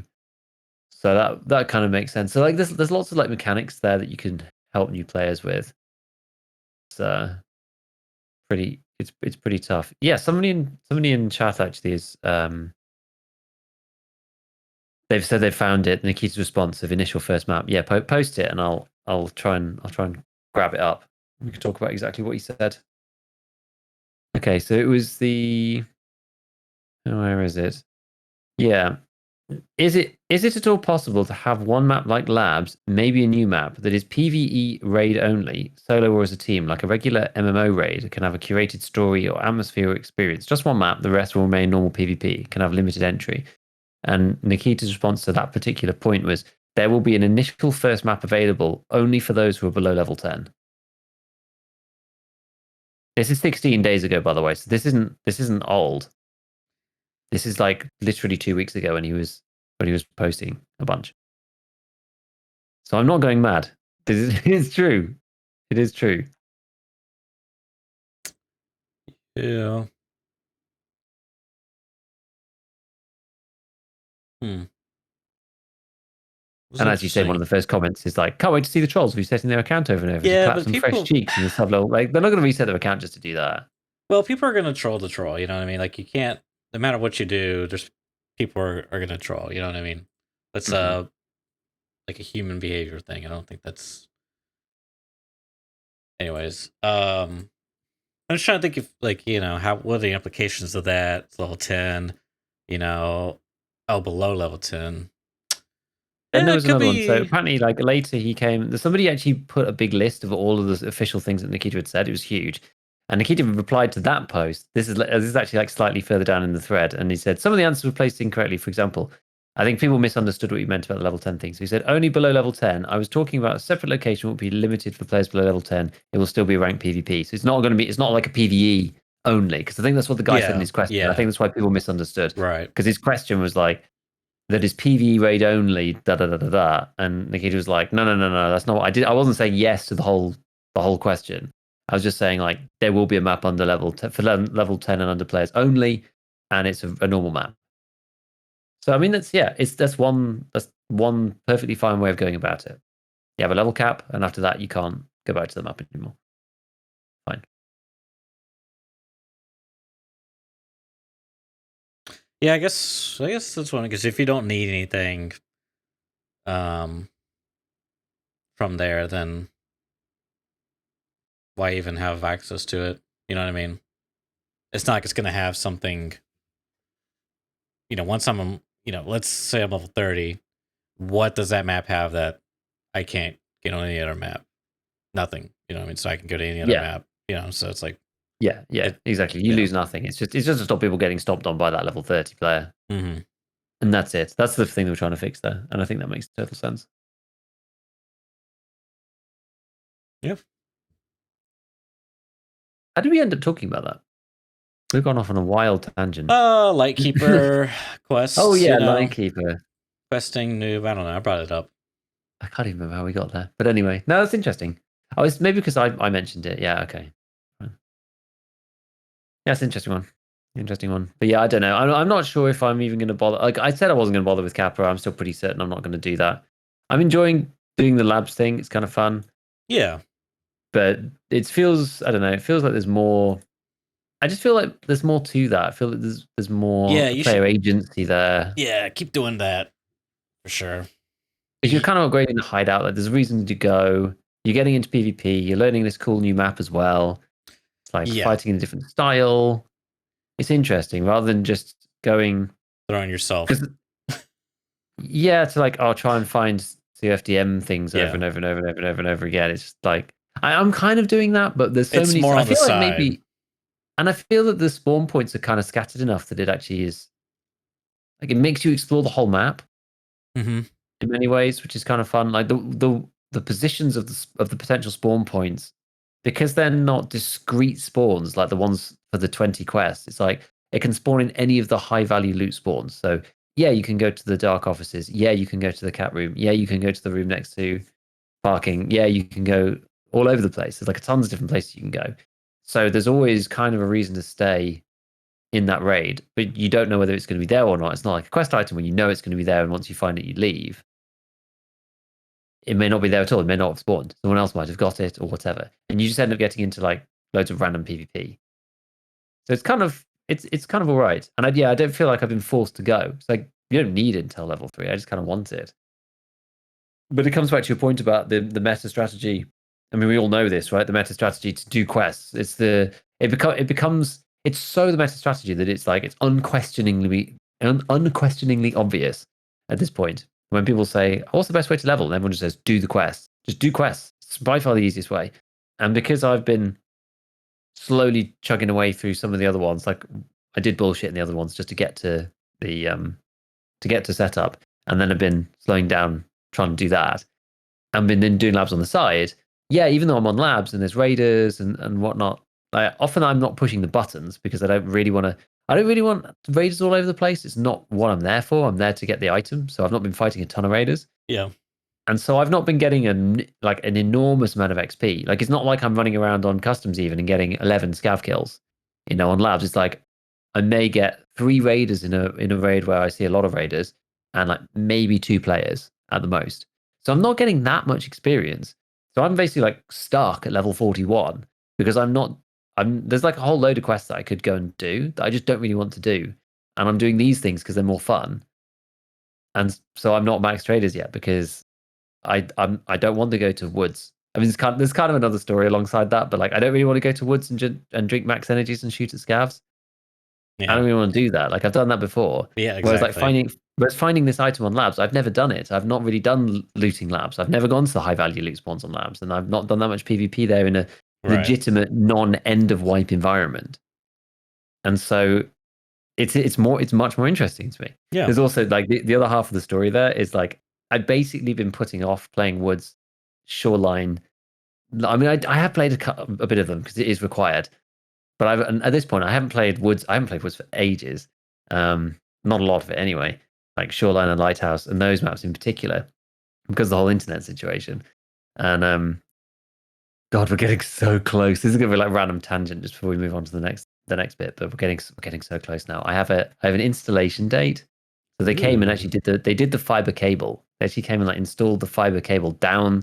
So it turned out that the tree actually wasn't the problem. It turned out that it's the most stupid thing ever. They thought that the tree had crushed the conduit. And when the actual team came, they were like, no, this isn't the problem. The problem is when they laid the original copper cable like years ago, there's a small pipe that goes to your house and a big pipe in the street. And the small pipe goes in the big pipe. And when they push the fiber optic down, it goes around the outside of the big pipe and doesn't go in the small pipe. It was literally that on like Just one of like the corner joints. birds and the bees talk my dad gave me once. Yeah. Something like that. You can think about it that way. Okay. Explain it to me, and yeah. So yeah, they fixed that, and then yeah, I have an install date now of the 23rd, and then I still need to be sent out like the network hardware for it after that. So it's like a week ish. Maybe it'll be like the Monday after. I don't know, but once we have that, then I'm going to be playing Woods again. Because at the moment, I just don't feel justified playing it on the stream. Like it all comes out lovely in the quality on my hard drive, but it's just a bad experience for anybody watching live. So, and I don't need to go there. I'm not desperate, and I'm not doing Kappa and stuff anyway this wipe. So I'm just like, right, we'll just chill, do the fun stuff, and it does help that Labs is a really high performing map, both in FPS terms and in a network and encoding sense. it's like Factory, right? It's like, because there's no foliage, it's very easy encode, and so it works on even crappy internet connections. So I can see why a lot of people end up just like playing a lot of labs. Yeah. It looks great on stream. It actually does. And the performance too is just like, very It performs nice. so well. Yeah. Performs so Sometimes it gets a little sketchy with the raiders when they spawn, but it's just like that little hiccup, and it's not that bad afterwards. well. Exactly. So yeah, that's that really. That's that. In other news, Shroud, famous streamer, CSGO professional player, ex-professional, still professional, whatever. He Didn't he join a team or something? actually, I think you're right. He's playing like a Valorant team, which is like crazy to think about. Yeah, Shroud and Sacriel are collaborating with Splash Damage Studios to make a survival shooter game. What? Yeah, this sounds kind of cool. It does like. It I don't know sounds whether kind it's of. like. Go There's ahead. a couple of these things that are sort of in the works right now, right? Yeah. And it's like no one knows what this is gonna. Whether it's just gonna be the biggest like fail ever, whether that's Right. even gonna work, whether that makes sense, whether their knowledge and insight will actually like is that the same as being able to produce? It's like it's difficult, right? It's like would it help if they were suddenly working with Nvidia to make a new graphics card? Like, well, no, like that's not it's not the same, right? That's not the same. But I'm making a stupid example. I get what you're saying, right? Yeah. What are they really bringing Like, to the table? Yeah, like I'm sure there's a Now, lot of stuff there that is interesting from a design perspective, but there's a lot. I will say, because I had a similar thought, but to counterbalance it, I think there is a ton of value in listening to, and it's not just listening, it's like you need to like take what they're saying into consideration, but you're kind of the ultimate arbiter as the the developer. And there is something to be said for sticking to your guns or your vision or whatever, but I do think there's an important role in listening to like your 1% of your game, you know what I mean? Because they have a ton of experience in terms of like playing your game, and even like just as a little bit of a tangent, like in Marvel Snap, for example, there during the beta there was this card called Arrow, and it would like move all of your opponent's cards played that turn to this location. And there's 3 locations, and the goal of the game is to win 2 out of 3 locations, basically. Right. And it's kind of basically like a Hearthstone in a sense. So what people, and it was like kind of went under the radar for the longest time until it started to get discovered, and then it became ultra prevalent, and it's like still prevalent to this day, even though they nerfed it multiple times. But it was like an interesting thing because even at the time during the beta, allegedly, no one really played the card because no one really knew how broken it was. You know what I mean? And it wasn't until it started getting some play and then people realized, oh my god, it's so broken. Like if someone back then has said, you need to buff Arrow, this card's trash, when in reality it's like the best card even to this day after like 3 nerfs, So anyways, I think there's value in listening to both your 1% players and also the general population, your average players, because like their metas and choices and behaviors are different. Like Dota 2 is a good example. Ricky would get nerfed and it was like he got like 0 play in like the tournaments, you know what I mean? Yeah. But like in pubs, his win rate, and your average, he's up high and stuff, and which I like that, I like that they're like addressing both sides of the coin and not just focusing on the niche. So I don't know. I think there could be something interesting there because you get, Shroud. I don't know much about Sacriel, but Shroud obviously competitive player. He's got experience. He's played PUBG. survival games. One of the things he said in like the promotional video was like, when I play a game, it's all about the feeling of that gun and how it shoots, and I want to be able to take that and apply it to, it's just like, okay, we'll see how this looks out, what comes of it. But it's interesting. I like Splash Damage Studios. It's kind of an interesting partnership with them, because I mean they haven't really put out anything that recently. Not that they haven't been like, they were much popular 20 to 10 years ago. I think they've kind of like fallen off the map a bit. I don't really know much about them. Return of Gods Wolfenstein, Wolfenstein Enemy Oh, Territory. okay. My game as a child, I played that game a ton. Enemy Territory Quake Wars, which is a massive flop, and then I actually played that. I thought it was fun. yeah, I mean I liked it because it was kind of the same formula, but it just didn't do well.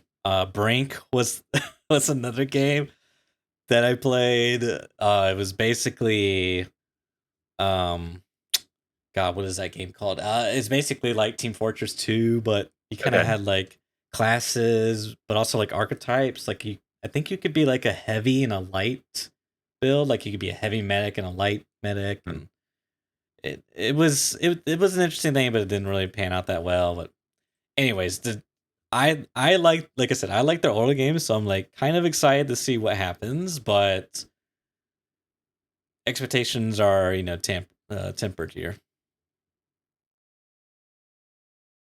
Yeah, I mean, I don't know. The only thing that I will say about it is that certain stuff they won't be able to, get away with is probably the wrong word, but it probably will be good to have the priorities of the player base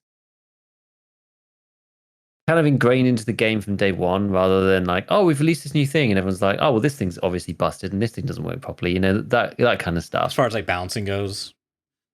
Yeah, and even just mechanics. Mm-hmm. This just feels bad, right? It's like hard to get a feel for that potentially, unless you're playing at those levels or you've played like a ton of different survival games before. Like if you're making the game in that particular genre, I'm sure they're experienced or whatnot. But it's different when you're a game dev as your full time, I'm sure, versus like somebody who like plays those types of games for a living. It's just a different thing. And you can just tell when things like feel off or when it feels different. Or I'm sure there's a whole heap of stuff which is related to just like there's things that have happened in other video games before that like every piece of work is building on top of everything else that's ever been done before it, right? And it's like when a game is like intuitive, that's partly tapping into that. It's like, right. Why are things intuitive? Oh, well, because people are used to things working in this way. Right. Well, that's because of what's been done historically. So it's important to be doing those things, even if there's not really. And this is actually the same for everything. But there's usually just like a way things are done, and you could do things in like 1,000 different ways. But to do it in one specific way means that people will understand what's going on in the best capacity. So I'm sure there'll be like stuff like that they'll be able to help them guide with. It's going to be interesting. I mean, the genre of survival like shooter. Oh, open world as well. Yeah, open world has been crying out for a legitimate DayZ. DayZ. Yeah, pretty well. That's right. A DayZ has been needed to be redone forever. Yeah, and it's still so busted and buggy. When I played last time, when I opened up the standalone version, and I was like, man, it feels like they just the movement and the way that the game plays, it just feels like the original mod, which was busted and buggy, and terrible. But it's like people complain about EFT. Right? They clearly haven't ever played, like they haven't set foot in DayZ. Like the DayZ's just like it's a completely another level of jank. Yeah. They did. It took them 10 years, Giga. You're not giving enough credit, but they did finally fix the ADS bug. Okay. I don't even know which one that is. I guess it's a holding hands bug, but you would like go to ADS and your gun just wouldn't come up. Like you would just have this bug. I think you had to like, switch your gun or like drop it and pick it back up or something. It was I mean, that the whole of Daisy, like the original mod was full of stuff like that. It was like if you didn't do things in a very specific. I mean, I'm sure some of this stuff is better now because the inventory system when I played, it was like a torturous set of. It's like it was like walking across a chessboard in the dark, and some of the squares are just missing, and you fall down and die. That was basically how playing the original Daisy was like, because you just do something that seems normal, and then you just delete your gun, and you'd be like, oh, okay, I won't do that again. And this kind of thing. It was just absurd. It was actually absurd. So you just had all these rules, these like arcane things that you just would have to do and avoid or don't do. Or if you want to move something, you have to like move it into this and then to there. Like you couldn't go straight across, otherwise it would maybe delete it. All of this kind of weirdness. It was like very, very strange. So I'm sure a lot of that has gone away. But there's a lot of like the Tarkov jank, because we can't really laugh, right? Because we've got holding hands meds bugs and stuff like that, and the busy hands bugs, like issues of those kinds.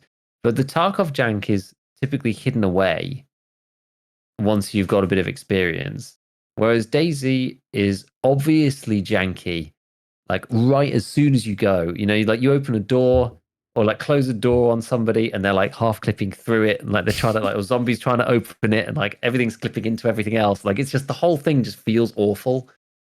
Whereas like you could get away, you could tell somebody that Tarkov is like bug free or something. Like the audio this wipe is just its own thing. With the audio that you have now though, since they did the update to binaural, so that you can tell front back. I almost feel like I'm getting back to the stage where I feel like you could tell somebody that the game is perfect and there are no bugs, and they could probably play. I don't know, how long do you think you could play for? You could probably play for 20 hours, 50 hours maybe before you could start calling stuff out. This is the thing, like it gets away with a lot of stuff because the game's very addicting early, and you don't notice a lot of the jank until you're a bit further down the line. Yeah, for sure. And I'm sure there's plenty of jank that we're just accustomed to that it's just a part of the game, That too. Well, but yeah, I mean, like an open world survival shooter has been required for a long time. There's a huge demand out there for it, clearly, but they're just a complete pain to make. Yeah, it's a lot of work. It's a lot of work, and like how do you it's an optimization problem. It's a performance problem. Right. Like you have this huge open map. It's like when you go in the city, well, like what are you going to render? You're rendering everything. Like it's just it's so hard. So it kind of does need you to start right from square one. So maybe this is going to be amazing, because if they're thinking about all of that stuff and the scaling right at the beginning, and with these two guys on board as well, saying like, look, these are the things that are going to kill this. If you don't think about these problems early, you're gonna have some issues. Yeah. Then they can tackle some of this stuff first off. And that's kind of the important point about this stuff, is that if those things are built in, it's a bit like, I know people still manage to do it, but it's a bit like Valorant being built around the cheat system or whatever from the ground up. Like if you're thinking about some of these issues now in the design stage, you're just so much more better off going into the process than trying to go, right, how do we make Tarkov open world now from a raid model where it counts down and has a 40-minute timer? If you know what I mean. Mm-hmm. You're miles ahead of that already, just by having it as the sort of founding principles of the game. Anything that gets subsequently added is always going to be more difficult than something that was originally designed as a core feature. You know who just read this line here. December 23rd, 2020, Tencent officially acquired Splash Damage's parent company, Leu. In this blog post, the studio stressed that they would be remaining their independence and will operate as independent entity within the Tencent family. Interesting.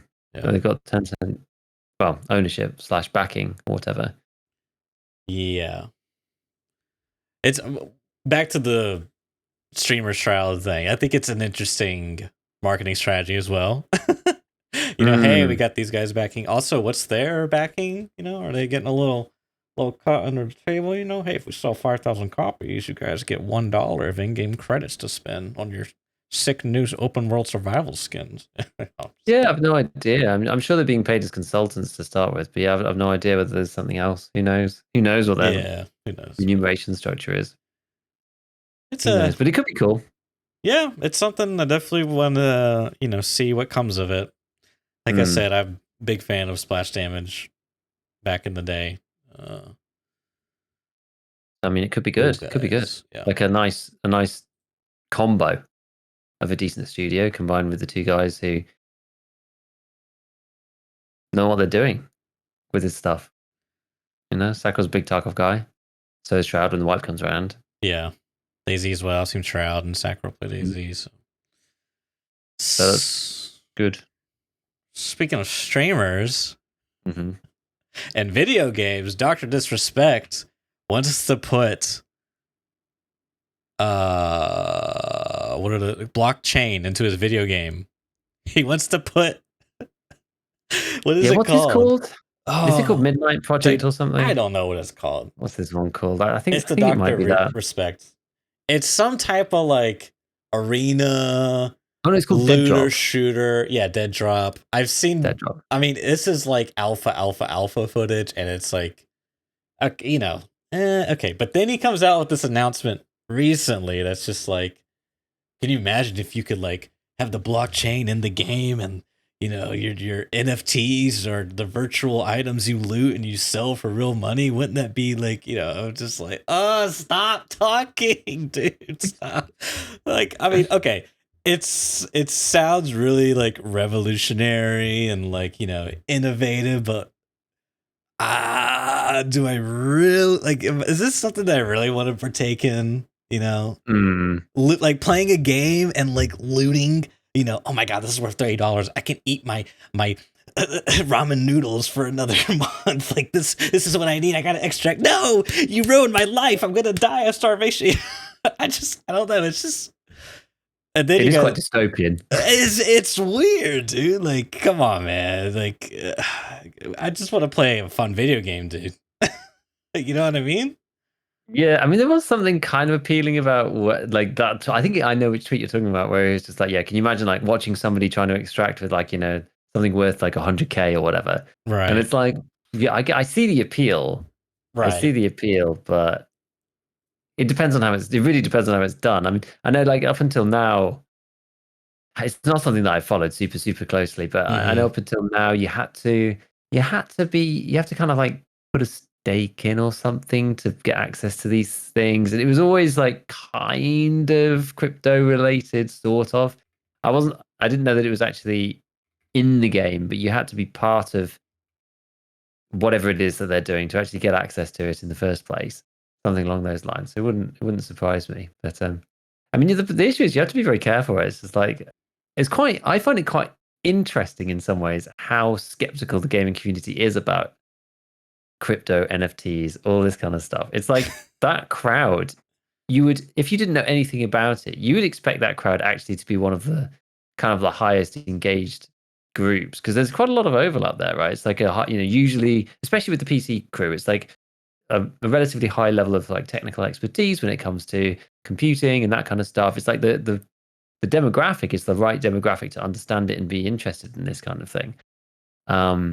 But just like the history and the scamming, like just the way that things have gone, it's ended up like going completely the other way. In that, like, as soon as it is mentioned, it's just like, the cross has come out on the holy water, and everyone's just like, get out. Like no one will stand for it. It's quite interesting. It is quite interesting. Well, it's like the well has been poisoned. It's like you take maybe this like genuine idea. But then, like, big corpo comes along and it's like, hey, gamers, you guys like games, right? You want to buy a virtual game and have it on the NFT blockchain, whatever words, and it just gets poisoned, you know what I mean? And then it becomes fake and it's not, Yeah. I think there was too much, right? There was way too much and too many people jumping on it and too many people trying to just like, microtransactions. I think it's kind of the springboard for microtransactions in the first place. Like people already became very distrustful of microtransactions, and it was kind of like microtransactions on crack squared. You know what I mean? And people were like, "Yeah, no, you're right, like, dude." Like this is insane. Like people were already quite upset about microtransactions and loot boxes and stuff like this, like being crowbarred into games by AAA studios. And I think maybe it kind of came at like the wrong time and was used by the wrong people in the wrong way. And as you said, poisoned the well. It's just like people just don't want anything to do with it. So we'll see.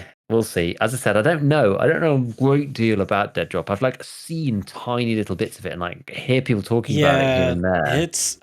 It's so early in the like development stage. I wouldn't bother looking into it. But it's like that's not really the interesting part about Dead Drop. It's the controversy around Dead Drop because Dr. Disrespect has been talking a lot up about this like NFTs. Like I think you can buy like pre-order, NFTs related to the game, like as part of your pre-order. Like there's some really wacko stuff going on there that just like screams to me like this is not a real thing. You know what I mean? This is not something I want to partake in. You know what I mean? It just seems a little sussy. You know what I mean? Like I don't know. I do.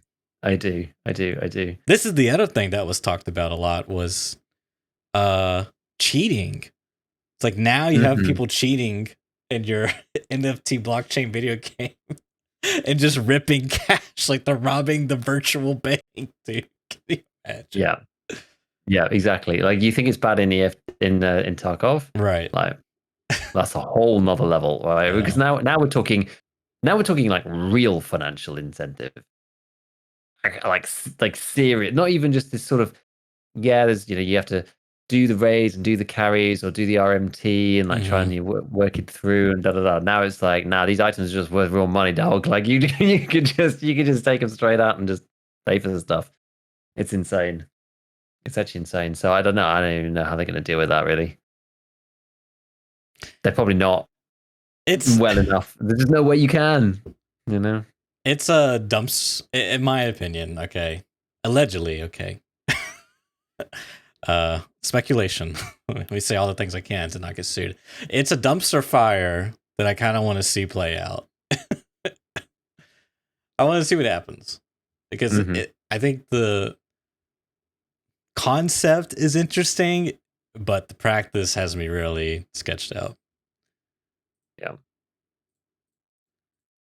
It's a bit weird. I love this. Will just because when I typed it in just to see just what the latest like headlines are on it, it's like, will Dead Drop be free? It was like the first thing people always also ask. And I just did the drop down. Do you have to buy NFTs to play Dead Drop? No, Dead Drop will be free to play and will not require an NFT to play on release. Oh, for those who want to be part of the development process and play the early dev snapshots, those builds are currently exclusive to founder access pass holders, which I think is some kind of NFT related thing. I think so as well. Yeah. The only thing that I remember hearing about with this thing was something to do with the fact that it's like the game is based around like a tower or something. It's like a vertical extraction shooter. Yeah, there's some verticality to it. That you have to like go up and down floors of this like skyscraper was kind of the way that the game was being designed, as far as I understood. Which kind of sounded a bit different and interesting. Yeah. I mean, I think the Doc used to be a mapper for. Was it Call of Duty? Yeah, I can't remember which studio. I don't think it was Raven Software. That's even the right name, but Sledgehammer Games, I think. He used to be a mapper for them. But I'm not so sure, he's probably got some, and he's got his takes on mapping as well. Could be good. I don't know when it's supposed to come out, this thing. Soon. If anybody even knows, soon. Snapshot 5 is set for release today, apparently, and will introduce tactical, throwables, and consumable healing. What? 10,000 people who are playing it at the moment. What? Oh, it's basically grenades and healing in this snapshot. Today's snapshot 5. What's snapshot? Oh, because so it's a bit like they release like periodically each part of the game, and then people get Dr. Disrespect's game. Yeah. Oh. So you can play bits of it if you've got this like NFT pass thing. and you can play bits of it. I want to hang. Where's my rope at? All right, go on. NFT Battle Pass, got it. Yeah, exactly. And so Snapshot 5 was apparently set for release day. I don't know whether it did or not. And it's got grenades and consumable healing in it, supposedly. So I don't know. Maybe it'll be interesting. Keep an eye out. I'll see what happens. I mean, Currently, there is no concrete release date, as they say. 2 or 3 years. It's a while. Yep. Last thing I got is quickly the finals. So you mentioned this before the cast. I don't even know what this is. I've not even heard of it. So you're gonna have to just take this on. I saw a video from Shroud, and I swear he said something about this game's a BR, and I played the game, and it's nothing like a BR at all. Because that was like, dude, there were so many like things about it. It's just like, okay, first of all, publisher Nexon, gross. I played my fair share of Nexon published games, and they are riddled with microtransactions. I mean, okay, I'm not anti microtransaction. Developers need to be paid and should be paid for their work. Probably more. They should be paid more and probably should work less. But anywho, Nexon had some of the most egregious fucking microtransactions. You could literally just buy your way to get insanely good stuff. So yeah, it was really annoying. But played it. It's in beta. I got a beta key from a friend, and it's a lot of fun. It's not a BR, so it kind of actually reminds me of some of Splash Damage games, the Wolfenstein Enemy Territory. It's kind of like Overwatchy in a way. It's objective gaming first person shooter. Okay. Yeah, hashtag hack you guys. So you it's interesting. It's the basic idea is there's 4 teams of 3. You have different archetypes, light, medium, heavy, and those archetypes determine your movement speed and your health pool, essentially, and also your abilities, options for abilities. So for light, you have like invis, grappling hook, smoke grenade, this, that, and the other. Heavies more on the destruction side. Mediums kind of like support, like turrets and healing, and more grenades, utility, jumping, zip lines, blah blah blah. And the idea is, your goal is to get the most cash at the end of the game, and to do that, you on the map's UI, like the world, there's icons of cash and cash boxes, and you have to go, or vaults. I'm sorry, vaults. And so you get the box, you get the cube. Okay, it's got the cash, and then you gotta take it into like this ATM machine, like plug it in, and then it deposits the cash for your team, and you gotta hold the point. And if people like hack the points, then they get the current progress, and then if it finishes, and they get the cash. If your whole team dies, you lose half your cash of something for your team. You can respawn by spending tokens, which I don't know how that kind of works, but I only got like 4 hours in it. But you can revive your teammates. It's a lot of fun. It's like pure chaos, and the environments are destructible, which is also really cool. Well, that's cool. It is very cool. There's a lot of like unique scenario. Sometimes it's just pure chaos at some points, because there's just a lot of like, you can decide if you want to do more contesting behavior or if you want to do more defensive behavior, which is neat. I like it. It's fun game. That's cool, but nothing like a battle royale. Nothing like a battle royale. I don't even think Shroud was the only one to say that. I mean, I was like a minute into the video. I was just like clicking through. I was like, this game looks kind of, because it has a certain aesthetic that's very it reminds me of is it Rising Dead 2?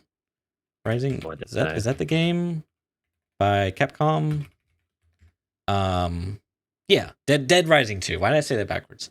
It's kind of like got this like arena theme, announcer, like our next contestants are the Wipeouts, and like you have like these intros, and you know it has like the announcer playing. It's these are like buildings and locations of like arena lights around. You know, it's cool. It's cool. It's got I like the theme they're going for, and gameplay's Monday Night Combat. Yeah, it's probably kind of like that as well. I'd have to imagine. Look that up. I never played that game, but Quite interesting. It's quite cool. yeah. Yeah, it looks fun. It's got it's got kind of the shiny, polished look to it. Yeah. It's a bit Overwatchy, I think. Yeah, it has kind of like there's this shield you can get for the heavy guy that's essentially the Overwatch shield. But the destructibility part's really cool. Apparently it's the dev team is one of the older DICE teams that did some of the Battlefield games. I don't know which, like Bad Company or something. That would be my guess, right? Because destructibility, right? Like the heavy, you got this like one of your special abilities can be charge, and you just like charge through walls or whatever, and then you can get like RPGs and grenade launchers to like blow up parts of the building. Like you can get it so destructive that literally the building is collapsing on you. There's like goo grenades you can throw that like block off parts. Like it's really, I was genuinely surprised how much fun I was having, because like it just looked like, you know, another product for me to consume and spend money on the microtransactions in this, you know. So. I've never even heard of it. Like, genuinely never even heard of it. Yeah, like not that I'm really out there looking for like new stuff to play particularly. Yeah. Like I've never really been like that actually. So most of the time I'm just head in the sand and playing whatever it is game that I'm playing for like 4 or 5 years straight. But so I'm like probably not the poster child for hearing about new stuff. Like eventually when the pressure wells, it's like when I picked up Factorio or whatever. It's just like once the 15th person tells me that I'll love it, and I'm like, maybe I'll give it a go, like begrudgingly, I'm the same with movies and stuff too. Though, a lot of times, like once 10 people are all just like, "Dude, you have to watch this." I'm like, I guess I'll go and have a look. Fine, which is quite funny. So, but even still, like, I just like not even heard of it. It's so many. It's so funny how there's so many of these kind of games that, you just like might not even have heard of, but they're fun and good and people play them. Whatever. I guess there's only so much time, like you just can't play everything. Yeah. I mean, this is like it's still alpha, or maybe it's closed beta. Rather. No one plays released games anymore. Is the lie. But I mean, dude, I just swear, like everyone's starving for, we're consumers, man. We're starving. We got to eat. It seems like people are, something new comes out, and then you look on Twitch one day, and it's like the number one game. And then you look the next following day, and it's at the bottom of the list. Everyone's back to League of Legends or whatever. True, very true. Yeah, it'd be interesting. It'd be interesting. I don't really know what else is coming up next. Like, because we had that big flurry of Tarkov's tangential games. I guess Dark and Dark is still running through playtests. It's probably the most exciting one, even though it's the most tangential. You know what I mean? You've got like the cycle exists. I'm not sure if I'm that compelled to play. DMZ, I'm not really that compelled to play. Dark and Darker. I mean, I did, to be honest, I didn't even play the last playtest of Dark and Darker though. What's so interesting, man, is like the cycle, big head scratcher on that game, like why it's not doing well. Like they have no players. They have 2,000 players on Steam charts, dude. Daily. And did you watch Goat's video, the most recent one where he? I think I watched half of it, but I didn't get a chance to watch the rest. There's like a segment where he interviews Jaeger, the cycle developer, and it's kind of funny because they're like, "Yeah, cheating's a really big problem. In our game, we've completely solved the solution. And our game is cheater free." It's kind of like they're not really saying that, but it just always feels like, hashtag ad, I mean, please play Yeah. our game now. We'd solve play it, But I can't really figure out why. I know my reasoning for not liking the game in certain aspects. But why? Because like if you look at the darker and darker charts, and maybe this is just because it's such a limited window to play the tests, right? Because the cycle did really good at the start. Yeah. It had a huge hype. People like Summit were streaming it. It had a lot of like eyeballs on it, and then they launched and it didn't like it was okay. And then now it's just like, I mean, they had a huge cheating issue, which apparently they've like addressed a lot previously and now. So we'll Yeah. see. I don't know if I don't see. I really don't think cheating is what killed it, but Dark and Dark on the other hand, that game has some numbers, dude. I think it had like 100,000 concurrent players, and they had some crazy like downloads that they posted on Discord, and I don't know. It's just like, why is, you know what I mean? This is like similar to Tarkov. Is it just, what's the difference? They're both similar to Tarkov, quote unquote. I think it's different enough. I think it's different enough on from Dark and Darker. I think it's like it's weird because Dark and Darker is kind of harder than the cycle. Like I didn't find the cycle that difficult really. Apparently they did change it because I ended up not really playing it after the first cycle. I want to avoid using the word cycle. After the first test that they did, because The some of cycle? the AI was like they were just super bullet spongy to begin with, and I think they did Yeah. change some of that stuff.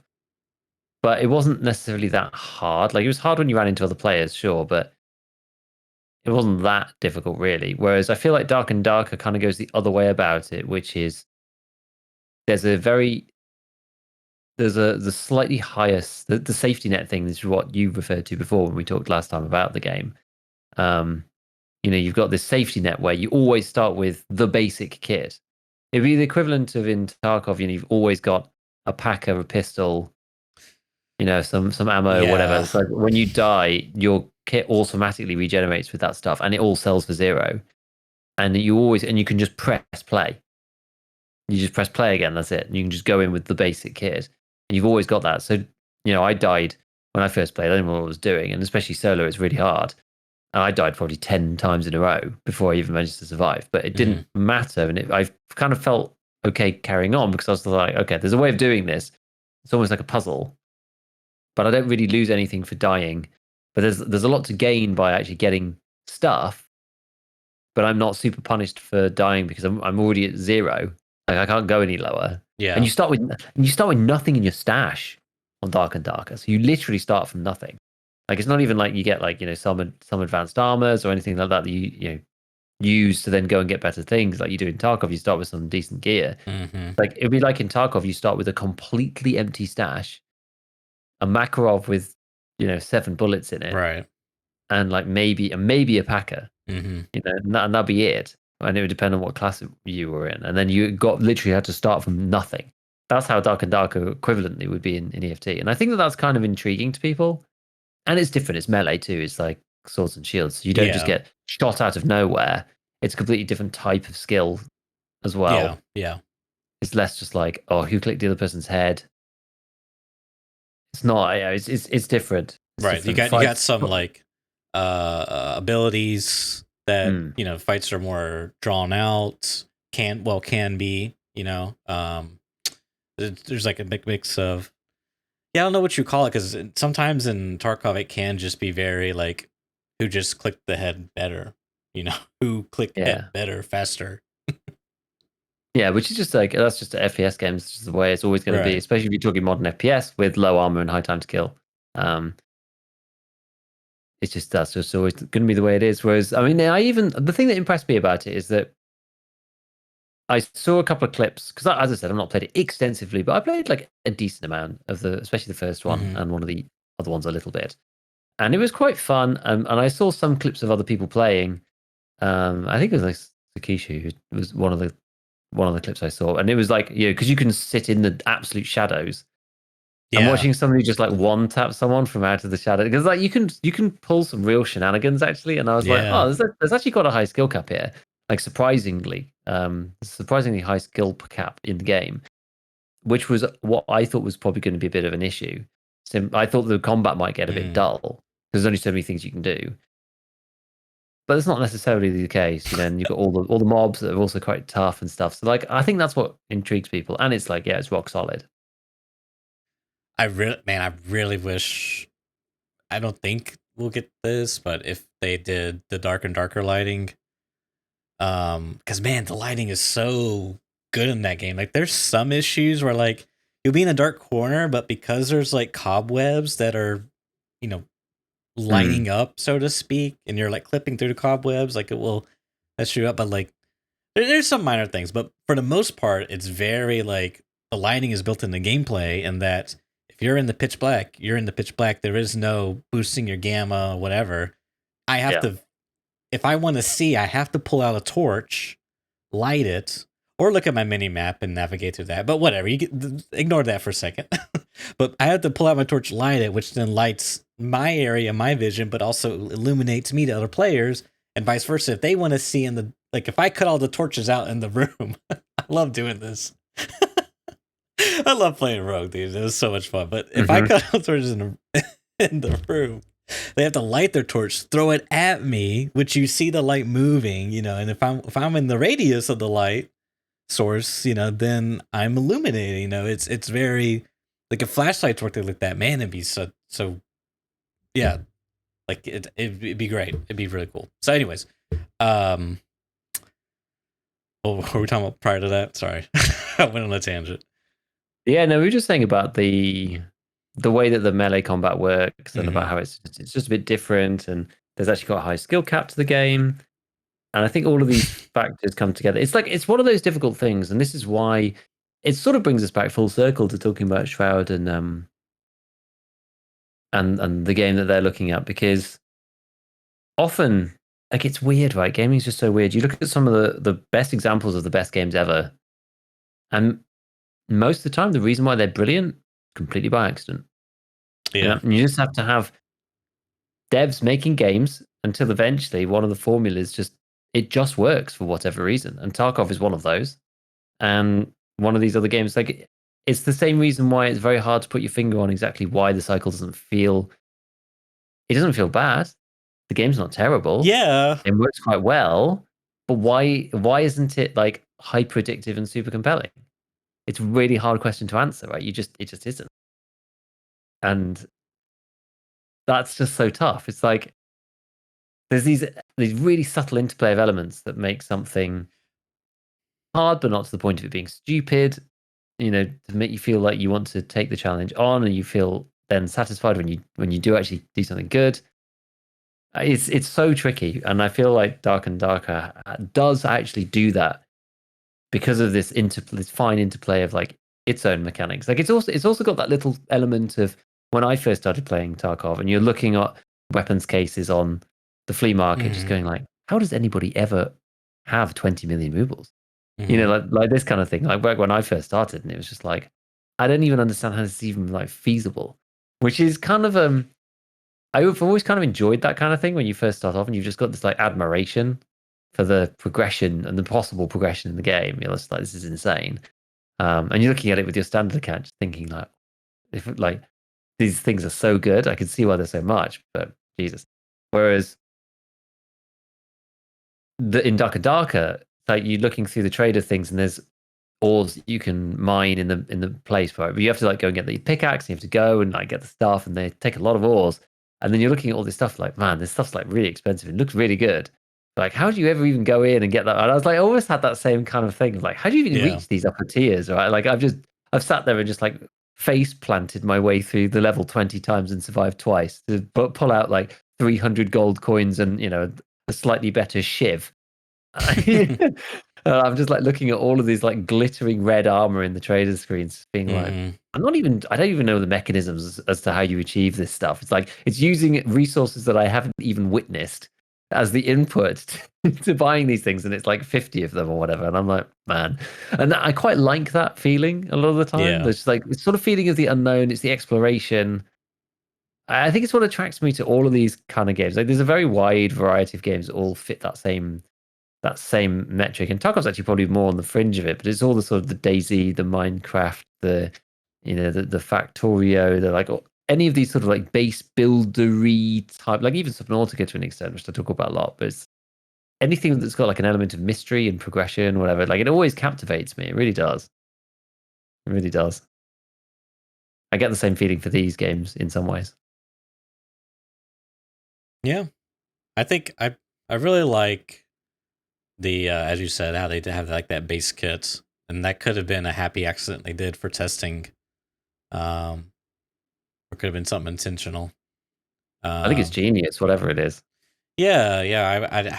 I wonder if that's a big appeal to players because it's very easy to get in and out of games. Obviously, queue time is a big factor in that. Since there's like one or two maps, that helps a lot. But it's yeah, I don't know. It's a really cool thing to see running alongside of Tarkov. These kind of like extraction shooters, and I'm just kind of curious how will this one pan out. Because I think the cycle it looked promising, but I don't know. For me, it just felt like combat really wasn't rewarding, and there was a lot of like linear tasking. It's like they took some of the worst parts from Tarkov and put it in.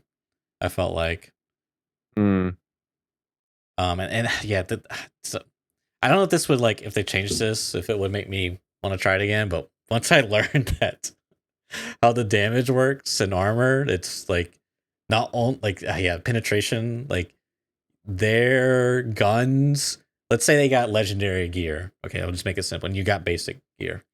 Your guns do like 20% less damage to their armor, and their guns do 20% more damage to your armor. They get bonus damage. It's like, why is that so like anytime you run into geared people, it's just like you're doubly gimped. You know what I mean? It's just weird. I didn't like that. Which is kind of nice about Tarkov in that you have the snares, but you have like alternatives like head eyes, legs, nades, Yeah. There's other things you can do. Right. Yeah. Rat. It's funny. It's interesting for sure. All right. Anything else, Giga? For the topics, for the chats? I don't think so. As I said, we've only been 3 full days and today. Yeah. Since the last one, so we haven't had a huge potential of getting new stuff. But just like, oh man, I'm just like so desperate for fiber at this point. I'm like, I have to not think about it, otherwise it just drives me insane on a daily basis.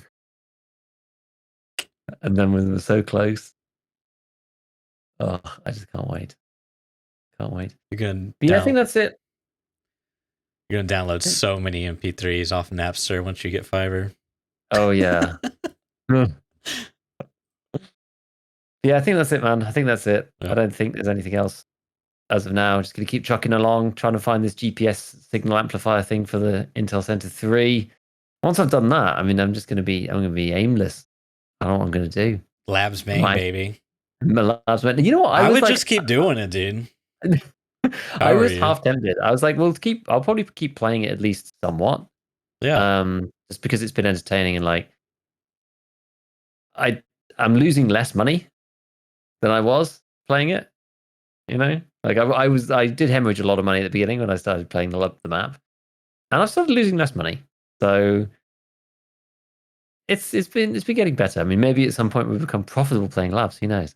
Like people say that the map is like garbage loot, but I think that's maybe people who've played for a long time. Like I think that, and maybe also they may mean some of the key rooms as well. Yes, exactly. But the thing is, you can go around and just play like normal, and yeah, I don't have any of the keys. What were you Sorry. saying? No, you go. There's a ton of PCs. There's a ton of like filing cabinets. There's a ton of things to loot. Yeah, there actually are. And the only key that I have is weapon testing key. The only key I have. I don't have any of the others. And I don't know, it's fine. There's 2 safes in the dark offices to loot that they have the spawns on top of them, which I'm looking for anyway, and then they have things inside. The number of times you just like wander out with like 2 volers, a golden rooster, all this stuff. There's actually quite a bit of random junk just all over the place. Yeah. So you can make back your key and like a little bit extra on top. I mean, obviously dying is super punishing because there's no insurance, so you lose everything every time, which kind of sucks. And I'm going with like relatively decent kits. I mean, like the last raid that I did on there, I managed to out desync a level 55 dude, and he had some decent gear, with like BlackRock and stuff, and he had like double MP7s with the suppressors. I don't know whether he killed somebody else. I don't know. But he had like 2 MP7s. They were like almost identical. One had a flashlight, and the other didn't. They were both like XPS 0, like holosight suppressor, shift grips. That's fine. Or was it SE5s? I think it was SE5 grips. It was just like 2 identical MP7A2s. I was like, So I like obviously took both of those. So it's quite fun because you can kind of recycle some of the stuff out through the raids. I think I got a redupe from one guy and then went back in and lost it immediately. So it's just like as long as you're not dying every single raid, then there's a bit of a churn there and you can kind of sustain it. It's not too bad.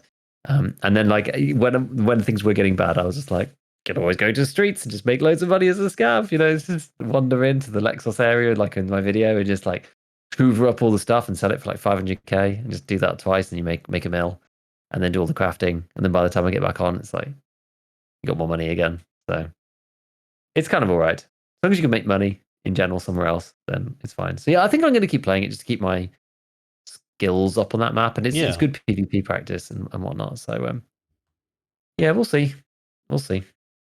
I don't really have any, like, I don't know. I don't really have any huge plans. I'm sort of like taking it as it comes and just kind of chilling. I might do something about the SR2M, the new submachine gun. I did actually. I keep meaning to, but I keep forgetting to craft the top ammo for it. So I do actually have a craft on for that now, because that stuff's pretty good. The BTs that they made craft only because it's like 68 damage and 39 pen or something. It's like actually quite good. Like most of the submachine gun rounds that are 37 to 40 pen, you've got the MP7, P90, all these, and the damage is usually like lowish. The MP7 is like it's like 42 damage or something. Whereas this thing is like, it's so high. It's like 68 damage or whatever. Like, big. How much do you get though for craft? Not 60 that much. or 90? That's the problem. It might even be more than that, but like the thing fires at, the speed of 1,000 gazelles. So it's problematic. But I'm just trying to craft like a bit of everything. I don't need to use it too much, and we'll do some stacking as well. Mm-hmm. Yeah, you gotta do some. So hopefully it'll be okay. Hopefully it'll be okay. I do think you should get a bit more, I think, for the SMGs. I do think you should get a bit more, just because of the way it gets utilized. Yeah, it's tough. I don't know. Yeah, some of the crafts are a bit unbalanced. Like the M80 craft costs more than the M61 craft. And the M995, you get like 200 rounds, whereas like so it makes it really good. The other one, like the 5.6A1, you get what 120 maybe. I'm not sure. It's just like there's a lot of like there's variance on why do you get 300 rounds of SP6 on the SP6 craft, and I don't know. It's just kind of some weird different. Exactly. Like you almost need like a one item plus one item equals 60 rounds, and then you can insert 3 and 3 to get 180. Yeah, you know what I mean. But that probably would defeat the purpose of some of the things we're trying to achieve with the balance. Exactly. Yeah. I do like crafting 995. I do. It's been working out really well actually against like class 5 armor. It's been good because like A55A1's not actually that good. It's only like a 30% chance on the first hit, which is fine. But if you're a thorax, if you're a thorax monkey like me, you kind of want something a bit better. Yeah, it's like the scav ammo gun at that point. It's like PS and a 7.62 AK. Like it's good. Quotation marks. Yeah, that's kind of it. It's like it's sort of good. It's like I would say it's like the baseline of like the end game PvP. That's exactly how you were saying it, right? It's like the 760 PS of the early game. Or like maybe in the mid game. It's like 760 PS in the mid game. It's like, yeah, it's still fine. It works. You can get through eventually. But there's better stuff to use. Mm-hmm. But again, it's one of the only things you can buy from the Peacekeeper. Did you ever As people try before. the MCX with the APMO? No, I have crafted some. So that's on the list. I think it's gonna. I mean, I could probably use it. Labs, good place to use it. Labs is weird. Labs is kind of weird combat. Yeah, because you got like a mix of mid range and close range, you could say. So it'll shred people at close range. That's fine, but I'm just worried about the mid range fights because of the fire rate specifically. Like the 101 actually works really well because of the low fire rate. So it's very controllable at those mid distances, even with a red dot, which I've just been going red dot. I've not even been going with scope at all. Because almost all of my fights, like you see all the like Shift W Labs Chads guys going with like your voodoo or whatever and like sniping people across the rooms and things. I've done a lot of running around in the corridors, and almost all of my fights are under 10 meters. And some of them are, maybe at the medium distance. I never really end up in a sniping fight across the hallways and stuff. It's like that's exclusively people who are like actually cracked. And it's just like not 90% of the people, even 90% of the people on labs are not playing it like that. Yeah. So that's kind of interesting. But yeah, I don't know. It's tough. Maybe I'll use the M6 at some point, but it's hard to. Like, the place that it's honestly best for is probably the underground bunkers in reserve. Yeah, I used it last time, and it just works really well. Like, yeah, factory 2, sure, but like in terms of real locations, right? It's a real location. It's really good down there. Don't you talk bad about factory like that? But it's real good down there in the reserve base. Yeah. So maybe labs can work if you're in the right area. I mean, if not that, you could try the STM to really hone in on those headshots. I'm just saying, just an idea. Yeah, the big part is such a problem with the labs thing is that so much of it is, and this always brings me away from these whole semi-auto guns. Maybe this is for another time, but just so much of the labs is kind of like desync management and like pre-fire that it's so hard to play it with semi-auto because like you kind of need to be shooting before the guy appears on your screen. I'm sorry. So that you can. Did you mean Tarkov? You said labs, but I think you meant Tarkov. I do mean labs in particular, but I think it's because of the way people play there. Yeah. And it's all inside. Because DC rears its head the most inside, around corners, through doors, and around walls. So, resort, yeah. Dorms, okay. But a lot of labs is like this, right? Like most of the labs, unless you're in one of those long range fights, a bunch of corridors. Even in the long range fights, it's still corridors. Exactly, because people are like pinned to the cover that they've got. So you're either like in a room and the guy's next to you, so it's a fight around the doorway, or they're in the stairwell and you run out. Like I had one the other day, which just like literally ran up the staircase and just ran some guy down because he just didn't even hear me. Or he didn't get time to react on my screen by the time he was dead, one or the other. I'm not actually sure which it was because it was extremely swift. I was quite pleased. But I was running away from somebody else. And so there's a lot of that, like, janky stuff. And I feel on Factory, it's sort of like that as well, a bit. But Factory's, I don't know. It is like that too, in some ways. But Factory's a bit more awkward in other ways as well. Maybe the servers just perform better on Factory. I'm not sure. I'm honestly not sure. It just feels like because of the way people play, and because of how aggressive you need to be, and people just like sprint out and pre-fire, that desync management seems to be even more important on labs than anywhere else. So as far as I've seen, like I've just had so many more situations where I feel like I've won the fight because I managed the desync better than the other guy, as opposed to just being a good shot.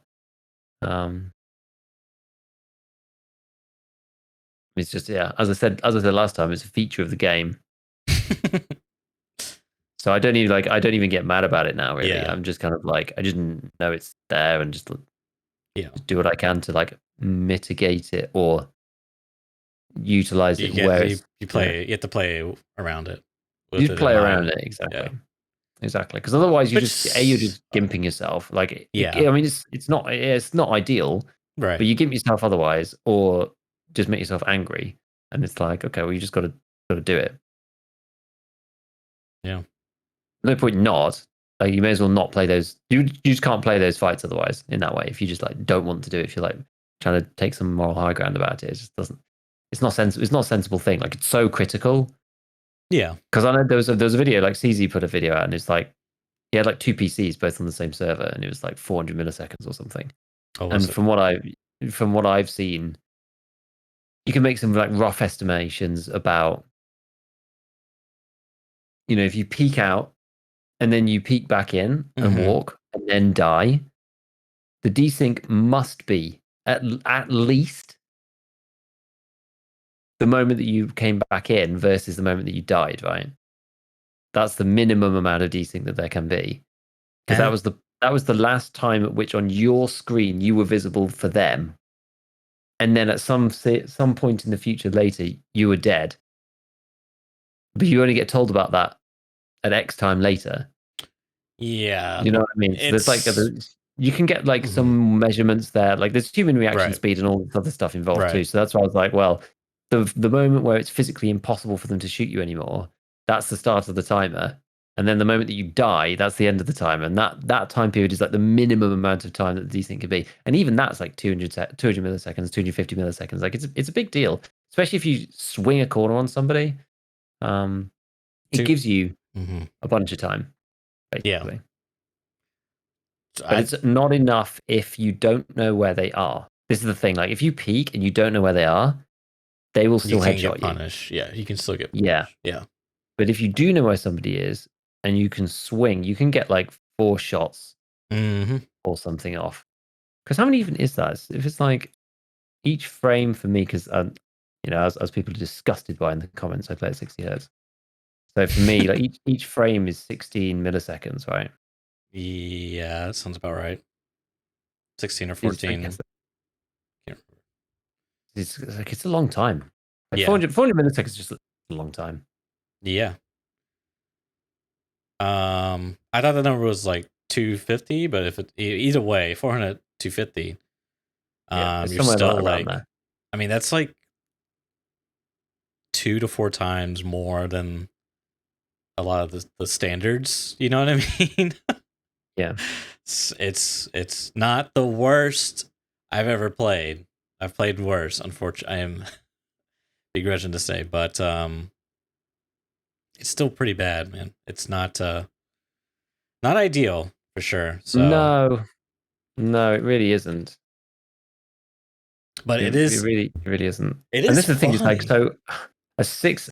Just before you say what you're going to say, a 650 RPM gun fires 11 rounds per second. So with 250 milliseconds of desync, you can fire basically 3, nearly 4 times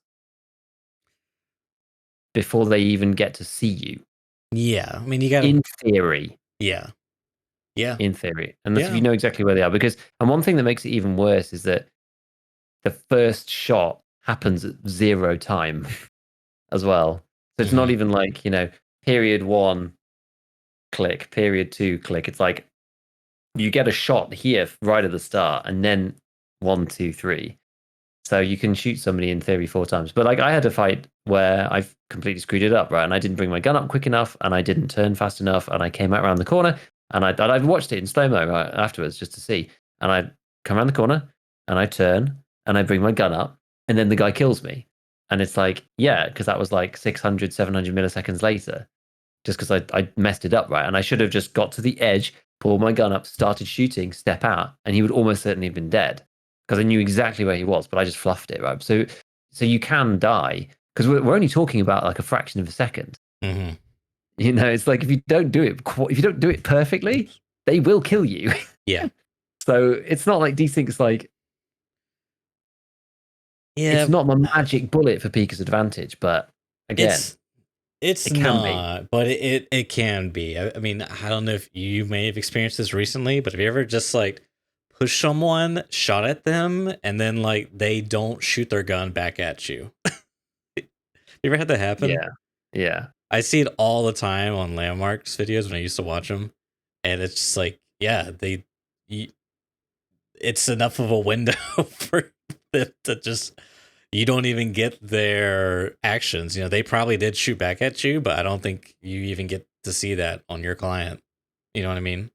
Yeah, exactly. And it was like there was another fight I had where everyone was just like, dude, I'm sure you got a headshot there on that guy. And he killed me. Mm-hmm. And I was like, I think I did too. But it was one of the final bullets that I fired. Yeah. So I was like, by the time that headshot connected, like I was already dead as far as the server was concerned. So that final headshot like never even landed. I probably never even fired it Mm-hmm. in the real, the server view of the game. Right. So it's just like it's just so weird, right? It's just so weird. Yeah. Hopefully it's something that will get improved in the future.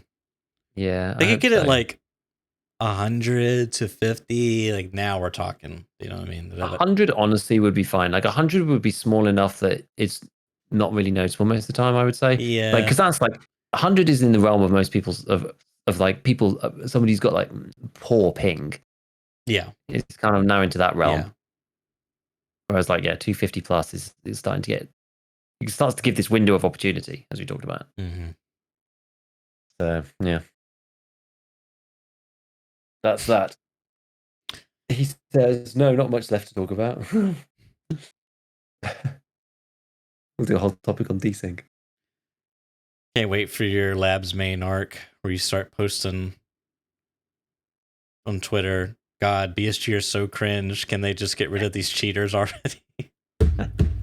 Ruining my game. In a row. Yeah. 3 raids in a row with one shot to the ult-in. Nice BSG. Oh, the red room loot sucks, dear. Oh, look, another white name. With 855. Level 69. Still unbanned, by the way. Well, once I find the far forward thingy, then the labs videos are going to start coming, I think. Ew. I want to make it. I want to make this video about it, but I need to find the freaking device first. Oh, you're doing like That'd be insane. Like a guide-esque video about. Sort of, yeah. It's like a guide / here's my experience. Here's my raids on the. Yeah. Exactly. It's kind of that mix and match of like, this is how I did it, as opposed to being like, this is the meta way. I'm labs Chad. Nice. It's just not practical, but that could be cool and just showcase kind of like the things that you might get involved in. The one final thing I'll say before we go, like it has been a very different experience playing it this way, looking for these things because of where they spawn. I've not been near the card rooms at all because like I think that's the way that you historically play labs. It's all around the card rooms in those corridors, and because I A, don't have any of the cards, and B, there's not that many of the tech loot spawns actually in those areas, and C, it's like usually filled with like Giga Chads going to black and green and all these other ones. It's been a lot more enjoyable running around the red card area because no one's there now. Because there's less people, and the people there, it feels more fair when you fight the people there, and it feels just more like freeing. I feel like it's not all just been solved. I feel like the other end of the map, like people know exactly which angles to peek through which window. Like you hide behind this fire hydrant. Like, I mean, I did get killed by somebody who was just like, it was the most disgusting thing. I was like, we did not see him at all, and the whole of chat was just like, no idea where he was. And we went and played it back frame by frame, and he was behind the handle of like this I saw the little truck thing. You saw that clip, like did you? Yeah, whatever it was. We all thought like he was a bin bag. Hand lift, forklift thing. Like a hand lift thing. Yeah. And it was like, man, he was so camouflaged there. Like he looked like a bin bag. Like there's no way. So but it's playing around that area has actually been a lot more fun, honestly. It's actually been really, really cool. Maybe I should, I don't know. I'd be interested to go and start like killing more raiders, actually going to like farm raiders on that map rather than just looking for the items. Because right now I just literally look for the items till I die. I wonder how many people are also historically not labs players, but they're doing that for either the hideout or the quest, and so you're also engaging them, which helps. I think it must be quite a few. Yeah, and there must be quite a few. So like, there's people who are kind of geared, but not like Omega Chads, right? Like I'm yet to see an ult in. Let's put it that way. I mean, you can't buy them anymore, so that's one Yeah, thing. that's But true. A lot's changed too. Yeah. but I haven't seen anybody wearing one, anything like that. Like you see, I mean, there are like Giga Chad type people, but I'm sure there are people who are going there who don't really play Loves that much, and that kind of then helps with the experience too. Yeah. Yeah, all right. We'll carry on doing it. See what happens. All right. I think that will conclude this episode of ScavTalk. Thanks everyone for listening. Shout out to the Spotify people, listeners, for checking the polls and submitting your answers to the questions. I didn't realize that you had to manually set them to publish. So there was like 30 or so that were just all private because by default, like I don't know why. I guess that's like I guess they want you to manually review them and make sure you want them to be published. Is weird, but anyways, so now now they're actually visible. So if you're just sending out your comment to the ethos, now it's actually there. So yeah, thanks to you guys for continuing to support us and engage with us. So with that, catch you all next week. Later.